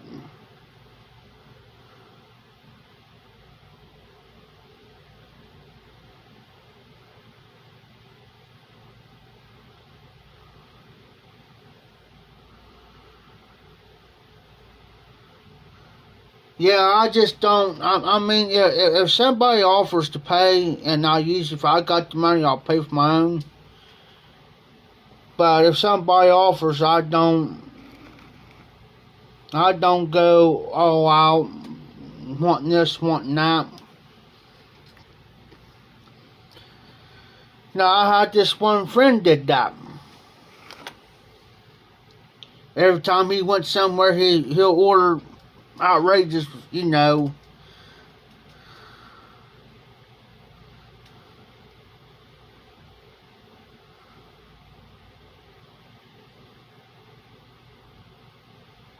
Yep, RD. I had a friend, man, every time he went, he's like, you know, I was a couple of friends one time, and this guy, man, he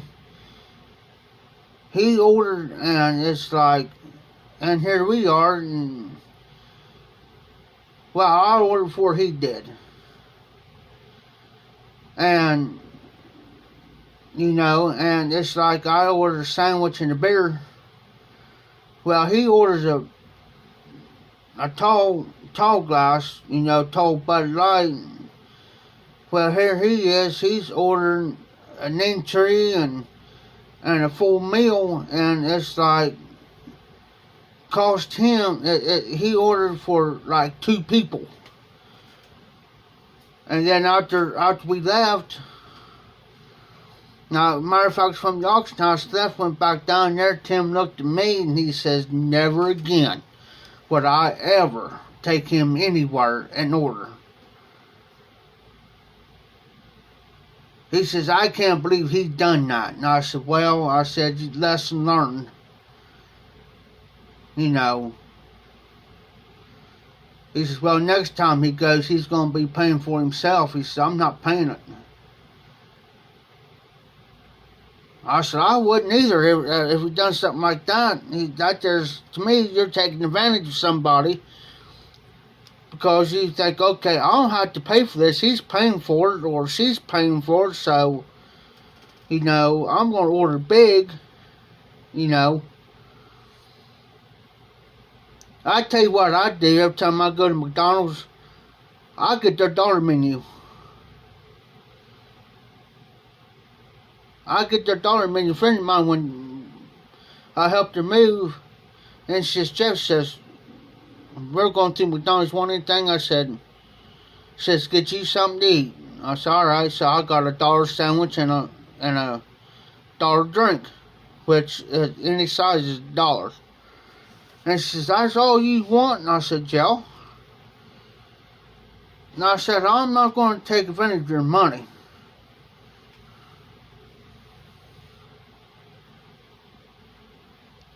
Yeah, we get those up here. Now, I like Burger King because you get like the 2 for $6 or the 2 for $10 sandwiches, which I like. But other than that, nah.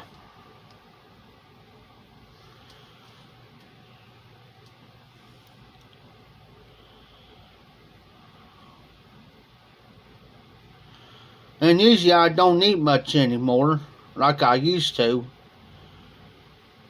You know, I used to eat 3 meals a day. Now I'm just going to eat maybe once a day, maybe twice a day.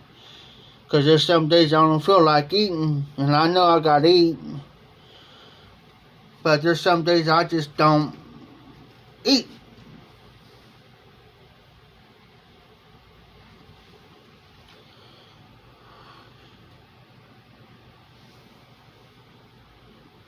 Oh.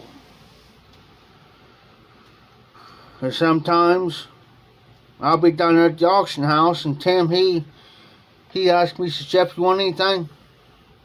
Or he already ordered like a pizza, and he says, Jeff, get over here and eat. And I said, Tim, I don't feel like eating.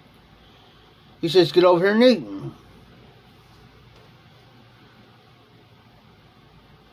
You know, he says, you got to eat, Jeff. I said, well, I don't feel like eating. It's either too hot, or there's some days I don't feel good, and I won't eat because I don't feel good. or I'm not in the mood.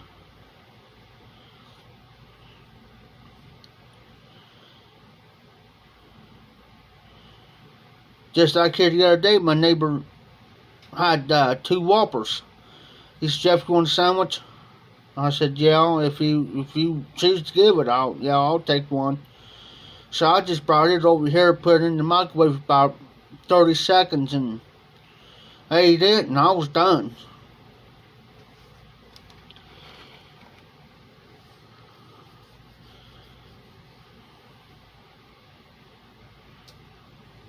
I was done. I don't.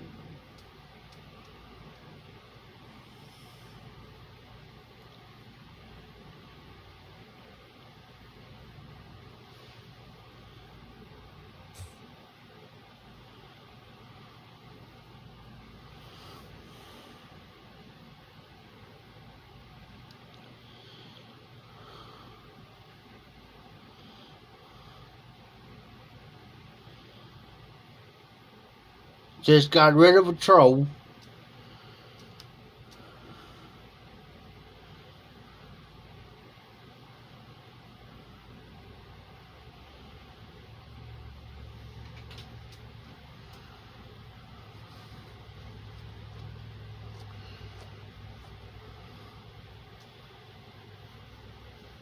Once in a while, here lately I've been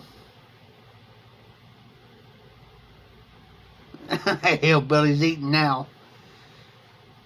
I got these little chicken meatballs. Every once in a while, I might fix me a plate of those just to munch on. But other than that, I don't. Other than that, I just don't eat. My doctors and them, they get on to me about it.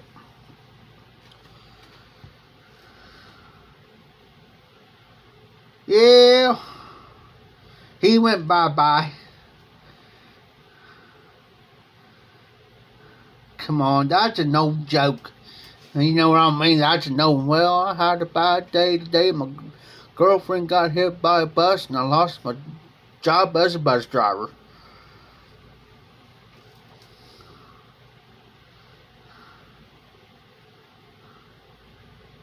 Oh, nice, hillbilly.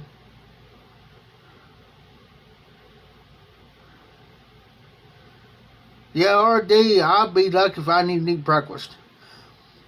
I can't wait till tomatoes start growing so I can get me some fried green tomatoes. I've been craving fried green tomatoes forever.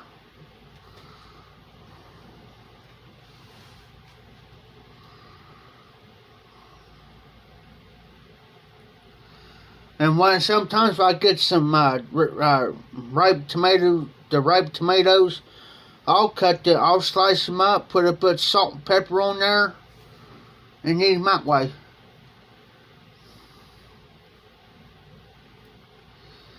Yeah, I always like my fried green tomatoes. I never had any since last year. I'll fry me up some. Fix me a couple of sandwiches of it with some mayonnaise, with real mayonnaise, Hillman's real mayonnaise. I'll put some on there and eat them. Yeah.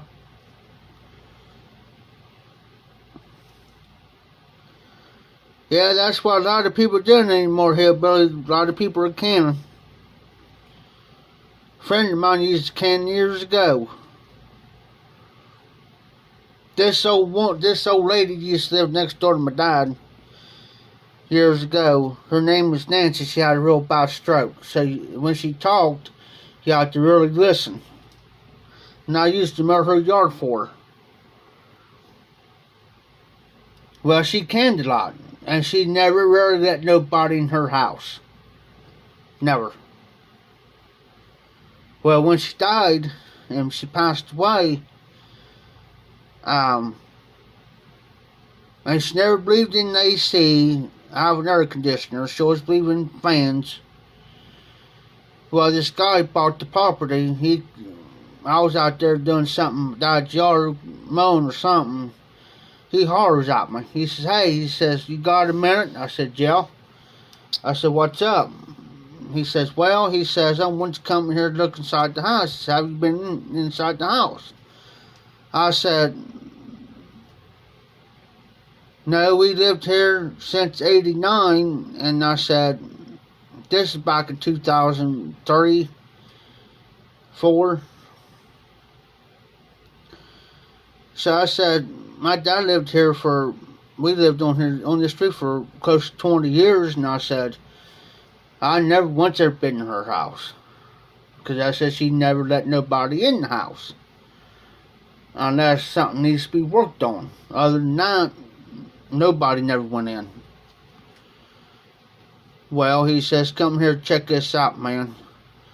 Walked in that house, and he says,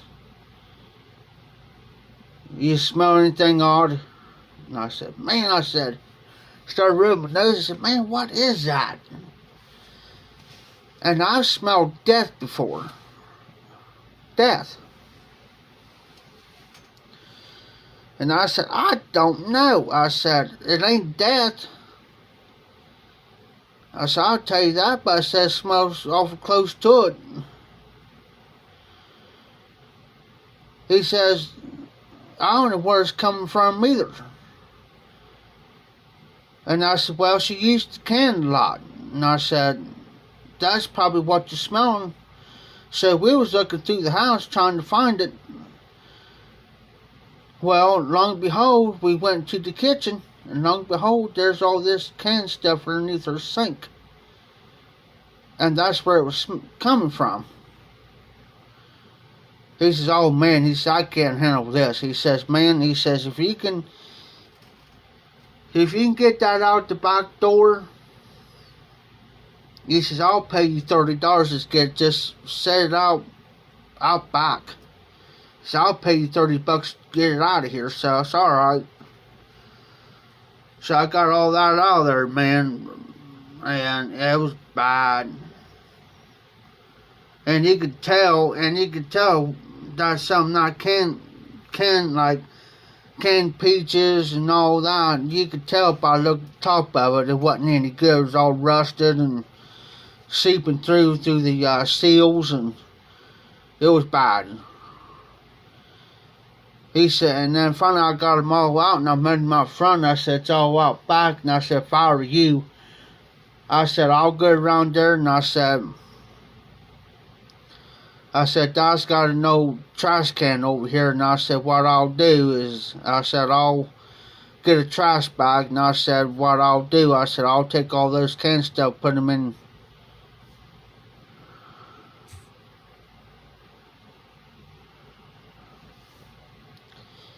you know, and I will throw them all away.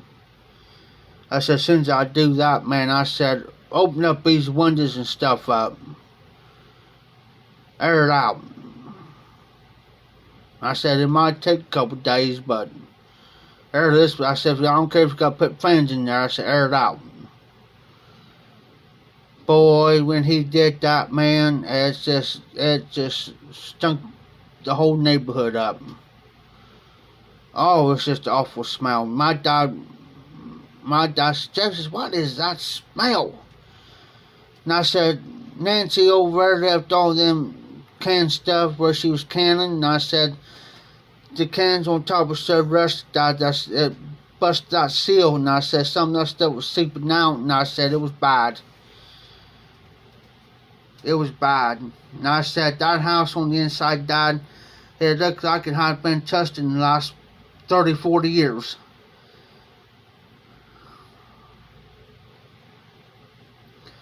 I said, I don't know if she didn't can it right, didn't do it right, or she did, and she just left it sitting there all them years. And I said, Dad, I said, that house on the inside, I said, it looks like it has been touched, like I said, in 30, 40 years, Dad. I said, he's going to do a lot of remodeling on the inside. A lot of remodeling. Of course, he had the money. When you buy a hundredth anniversary.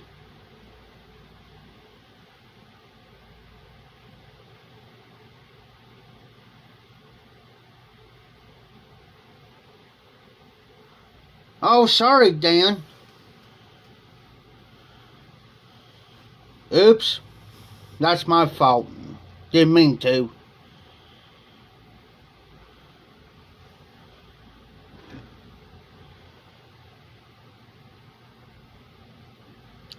He should be coming back on, Dan. That's my fault.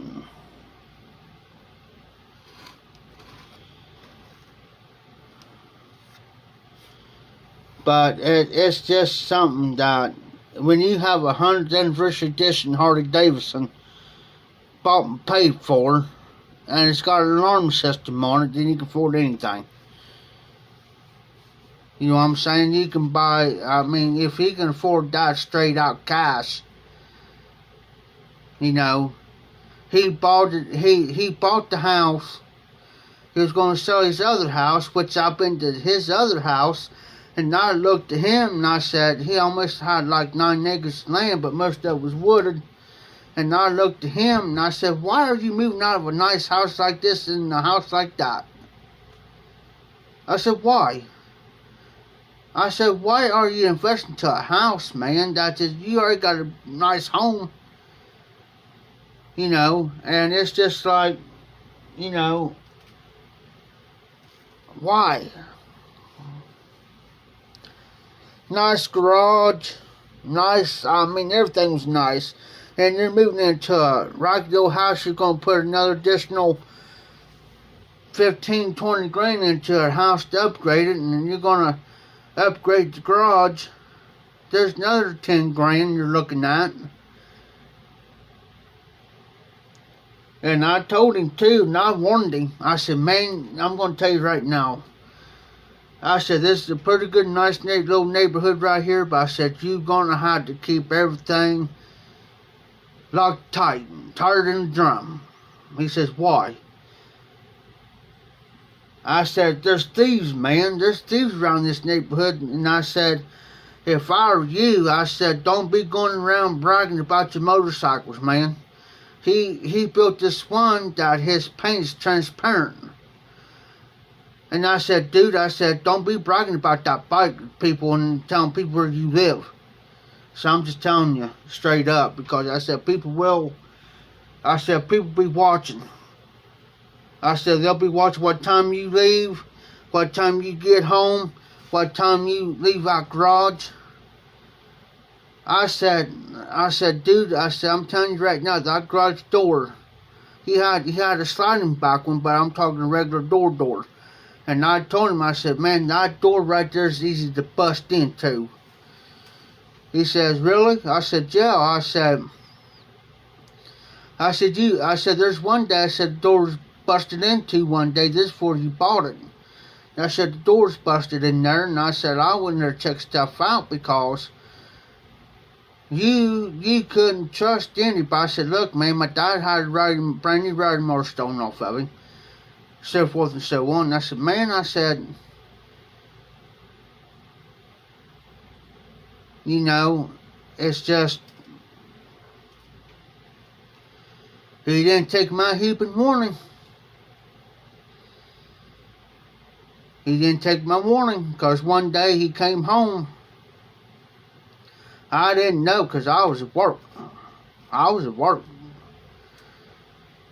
And I just came home by the same time he did. Well, I got home before he did.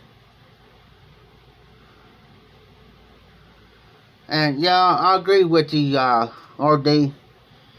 I just happened to walk in my dad's house. I wasn't in there 5 minutes. He comes over and knocked on my dad's door. Had a little bit of an attitude. He says, well, did you know anything about anybody breaking into my garage? And I said, dude, I said, for one, you know, I told him, I said, man, for one, you need to drop your attitude. Two, I said, I just walked in my dad's house. My dad was hearing everything what he was saying. And I said, number three, I said, I warned you. I told you. I said, people watch around here. and people will watch your garage, what time you leave, what time you get home, so forth and so on. So if I were you, you better go over and I said, if I were you, you better go in there and check to see if anything's missing. He says, well, can you come over? And he says, you know what's in my garage. I said, no, I'm not, because you're not going to accuse me of taking something off of you, and I said, I'm not going to do that. Well, he got pissed off at me and walked over to his house. And I said, the best thing, and I said, there's no sense of calling the police department, because the only thing they're going to do is they're just going to take a report on it, and that's going to be the end of it.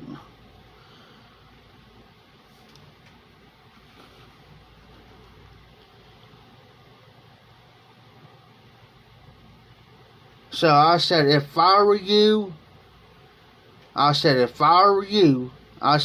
an automatic door opener where it can open your garage up in the back. And what you need to do to that door is lock it from the outside, but come on the inside and put a couple 2x4s across there that you can latch in. And that's way you're guaranteed nobody's going to break in your garage. And he did just that, you know. I mean, you can't trust anybody hardly anymore. And you can't. You know, it's very, very hard to trust people anymore.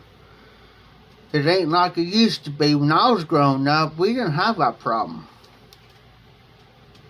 You know? And, we really didn't have to worry about people taking stuff. Well, I didn't, you know, heard anything been taken, but when we moved in town, it was like, my dad had like 3 or 4 push motors stolen off of him, riding motors stolen off of him. And it was an old garage anyways. It was an old garage. And I tried to talk to my dad when he had the house all rebuilt. Well, he had it not rebuilt, but he had an addition on the back. And I said, Dad, before that, because they went and got a loan, and I said, Dad, why don't you have that garage torn down, that tree out of here, and that garage torn down, and build a new garage back there. And put a cement floor in it, because the only thing that garage was sitting on was third ground. You know what I'm saying? Yeah, RD, we used to do that years ago, and now we can't even do it anymore. Used to, here where I'm living, I could leave my front door opened up, screen door unlocked. Now I can't even do that anymore because we've got thieves living out here, basically thieves. And I keep my bike in here because we got people thieving. And I told the property manager and all of them, I said, my bikes will not go down on that bike rack. I don't care if I lock it up or not. It's not going down there because they could take the seat, tires, anything off my bike. And I said, I can't afford to replace none of that. So it's going to stay in my room whether you like it or not. So, you know, it's just, it's a shame. Yes, it is, Hillbilly, it's a shame. Especially when I used to tell people when they moved into the neighborhood or up the street, and which is a short block, I used to tell the new neighbors, I said, watch your stuff. Make sure that if you put it in the garage, you better make sure you can secure it down. I had to do my dad's riding motor, his second riding motor, I had to secure it down because I had to get a thick enough chain to where you can't use the bolt cutters or anything on it, because, you know, and if they even try to use a grinder, everybody's going to hear it. You know, I've caught a couple thieves trying to break in my neighbor's garage and my dad's garage, and my neighbor on the other side of my dad, he was another, well, before he passed, people broke in his garage and stole some stuff out of his garage. And the way I knowed about it was because I was out there one day and I noticed that his back door to his garage was opened up, his side door was opened up, and so I went there and I told Dad, I said, Buck's garage back door's opened up, side door's opened up, his car's in there. I said, do you think I'll go over and check?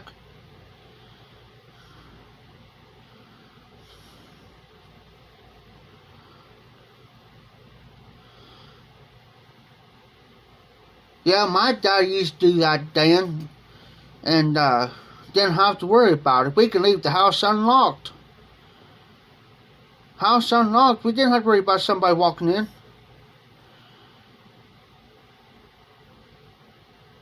So I said, yeah, Jeff, because he was kind of early, and at the time he was starting having trouble getting around.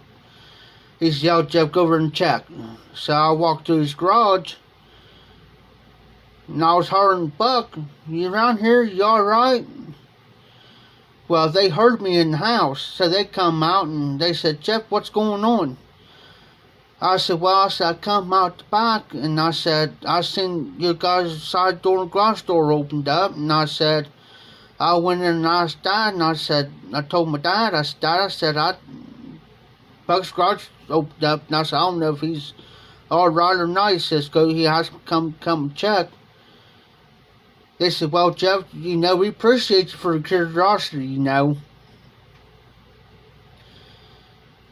You know, and everything. And I said, well, his son and his daughter-in-law was there, so I said, I didn't know if you guys were here, and I said, I didn't know if he come out here and something happened, and I said, I was just checking. So they went through the garage, and pretty much I knew what was in his garage. So I went through, some things were missing. Anymore, people anymore don't come, and it's going to get worse before it gets any better. With everything's going up and prices going up, and we're going to see people going out of work in certain places, and I've seen people thief at Walmart. My ex-girlfriend's daughter and her boyfriend went in there one time, and we didn't know it. We didn't know that they did it. And me and her was somewhere. Well, come to find out, she came out and they caught her. And they bought her from Walmart, but yeah, she kept going back.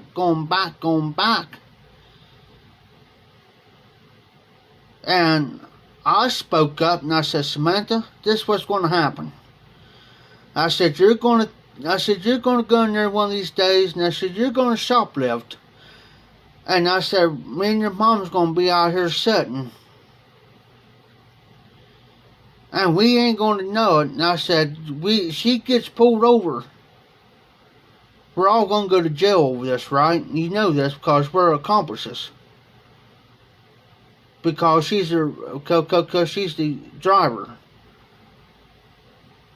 And I said, I'm not going to go to jail over you or anybody, you know. I said, if you're going to do something not stupid, you do it on your own. Because I'm not getting involved into the situation. We had a girl out here did it. She got arrested for it, but the guy was an accomplice. He was like the watch out guy. And he was telling me when she got arrested, he looked at me, he says, man, he said, I hope I don't go to jail. I said, why? He said, well, so-and-so was over here and she stole some stuff. I was a watch-out person. And I said, I wouldn't done it. I said, I would have done it. I said, and then luckily he didn't go to jail. She took the full rap for it. She took the total blame. But he's just as bad, you know, and that's the reason why my bike's in here. That's the reason why I don't let him in my place. Yeah, Walmart here does now. They got good security here now because they got cameras, they got people watching. I was at Walmart here about a month or so ago. Okay? It was on a Sunday. Well, I was a friend of mine. Well, there was a one lane, so I went to the self-checkout. Because I didn't want to stand in line. So I checked myself out. Well, I seen one of the workers, a man and a woman, watching. And I thought they was watching me, but they seen me cash out, you know. And I had my receipt in my hand. And I'm thinking, here I am, okay, I'm getting a little bit nervous because I didn't know if they thinking that I took something or something wasn't right. Well, it wasn't me. It was this girl. Well, just about the time my friends was cashing out, a couple hours down, cashing out in the lane, this girl cashes out and she started walking down towards the bathrooms. Well, next thing you know, this employee, and she was like a shift manager, she fallen right in the bathroom. And that's where she went. Well, I told friends of mine, I said, there's going to be a chick. It's about ready to get busted. She said, what do you mean? I said, I think she stole something because she went right straight into the women's bathroom. And I said, there's a woman employee, and she's a shift manager, and I said she followed her in there. Well, I tell you what happened here the other day. When the Krogers used the bathroom, well, just got done using it, I looked down on the floor. Well, somebody had this package already ripped apart. And everything. So I hurried up and got out of there. Because I didn't want an employee or one of them coming around thinking that I did it. But they knew me well enough in there that they know I'll come there and buy. Alright, RD, you have a good night. Appreciate you coming in. Be safe, be well. Have a great weekend. I'm about ready to shut it down myself. I'm getting low on my battery too, guys. But yeah, I've seen people take stuff out of Kroger's, Walmart. I've seen people steal cars.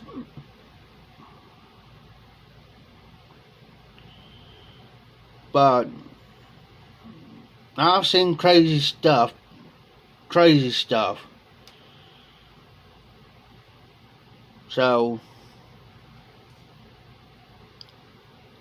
you know, I mean, I've seen some stuff, but when I was growing up, I never hardly ever heard anything about it.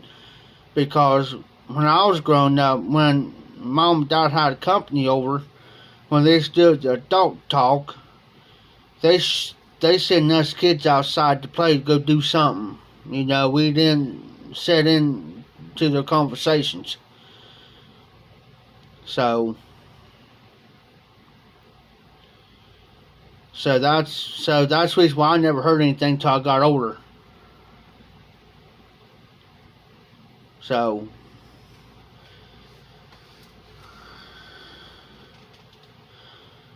Alright guys, I'm gonna go ahead and get off here and recharge my phone up. I'm going to sit back for a little bit, relax for a little bit, and I'm going to bed. It's been a long day, rough day for me. I appreciate y'all coming out. I appreciate everybody in the live stream. Dan, hopefully tomorrow I'll have this phone charged up, and if you get on 3 o'clock, just give me a few minutes. I'll be on. If something happens to come up between now and then, I'll let you guys know ahead of time. But other than that, it's a go. So, you all be safe. Have a great weekend. Don't party too hard. So, I will see everybody tomorrow night on... Alrighty Dan, I'll see you guys tomorrow Dan. I'll see you tomorrow before John's live stream. So, you all be careful, be safe out there. Catch you guys later.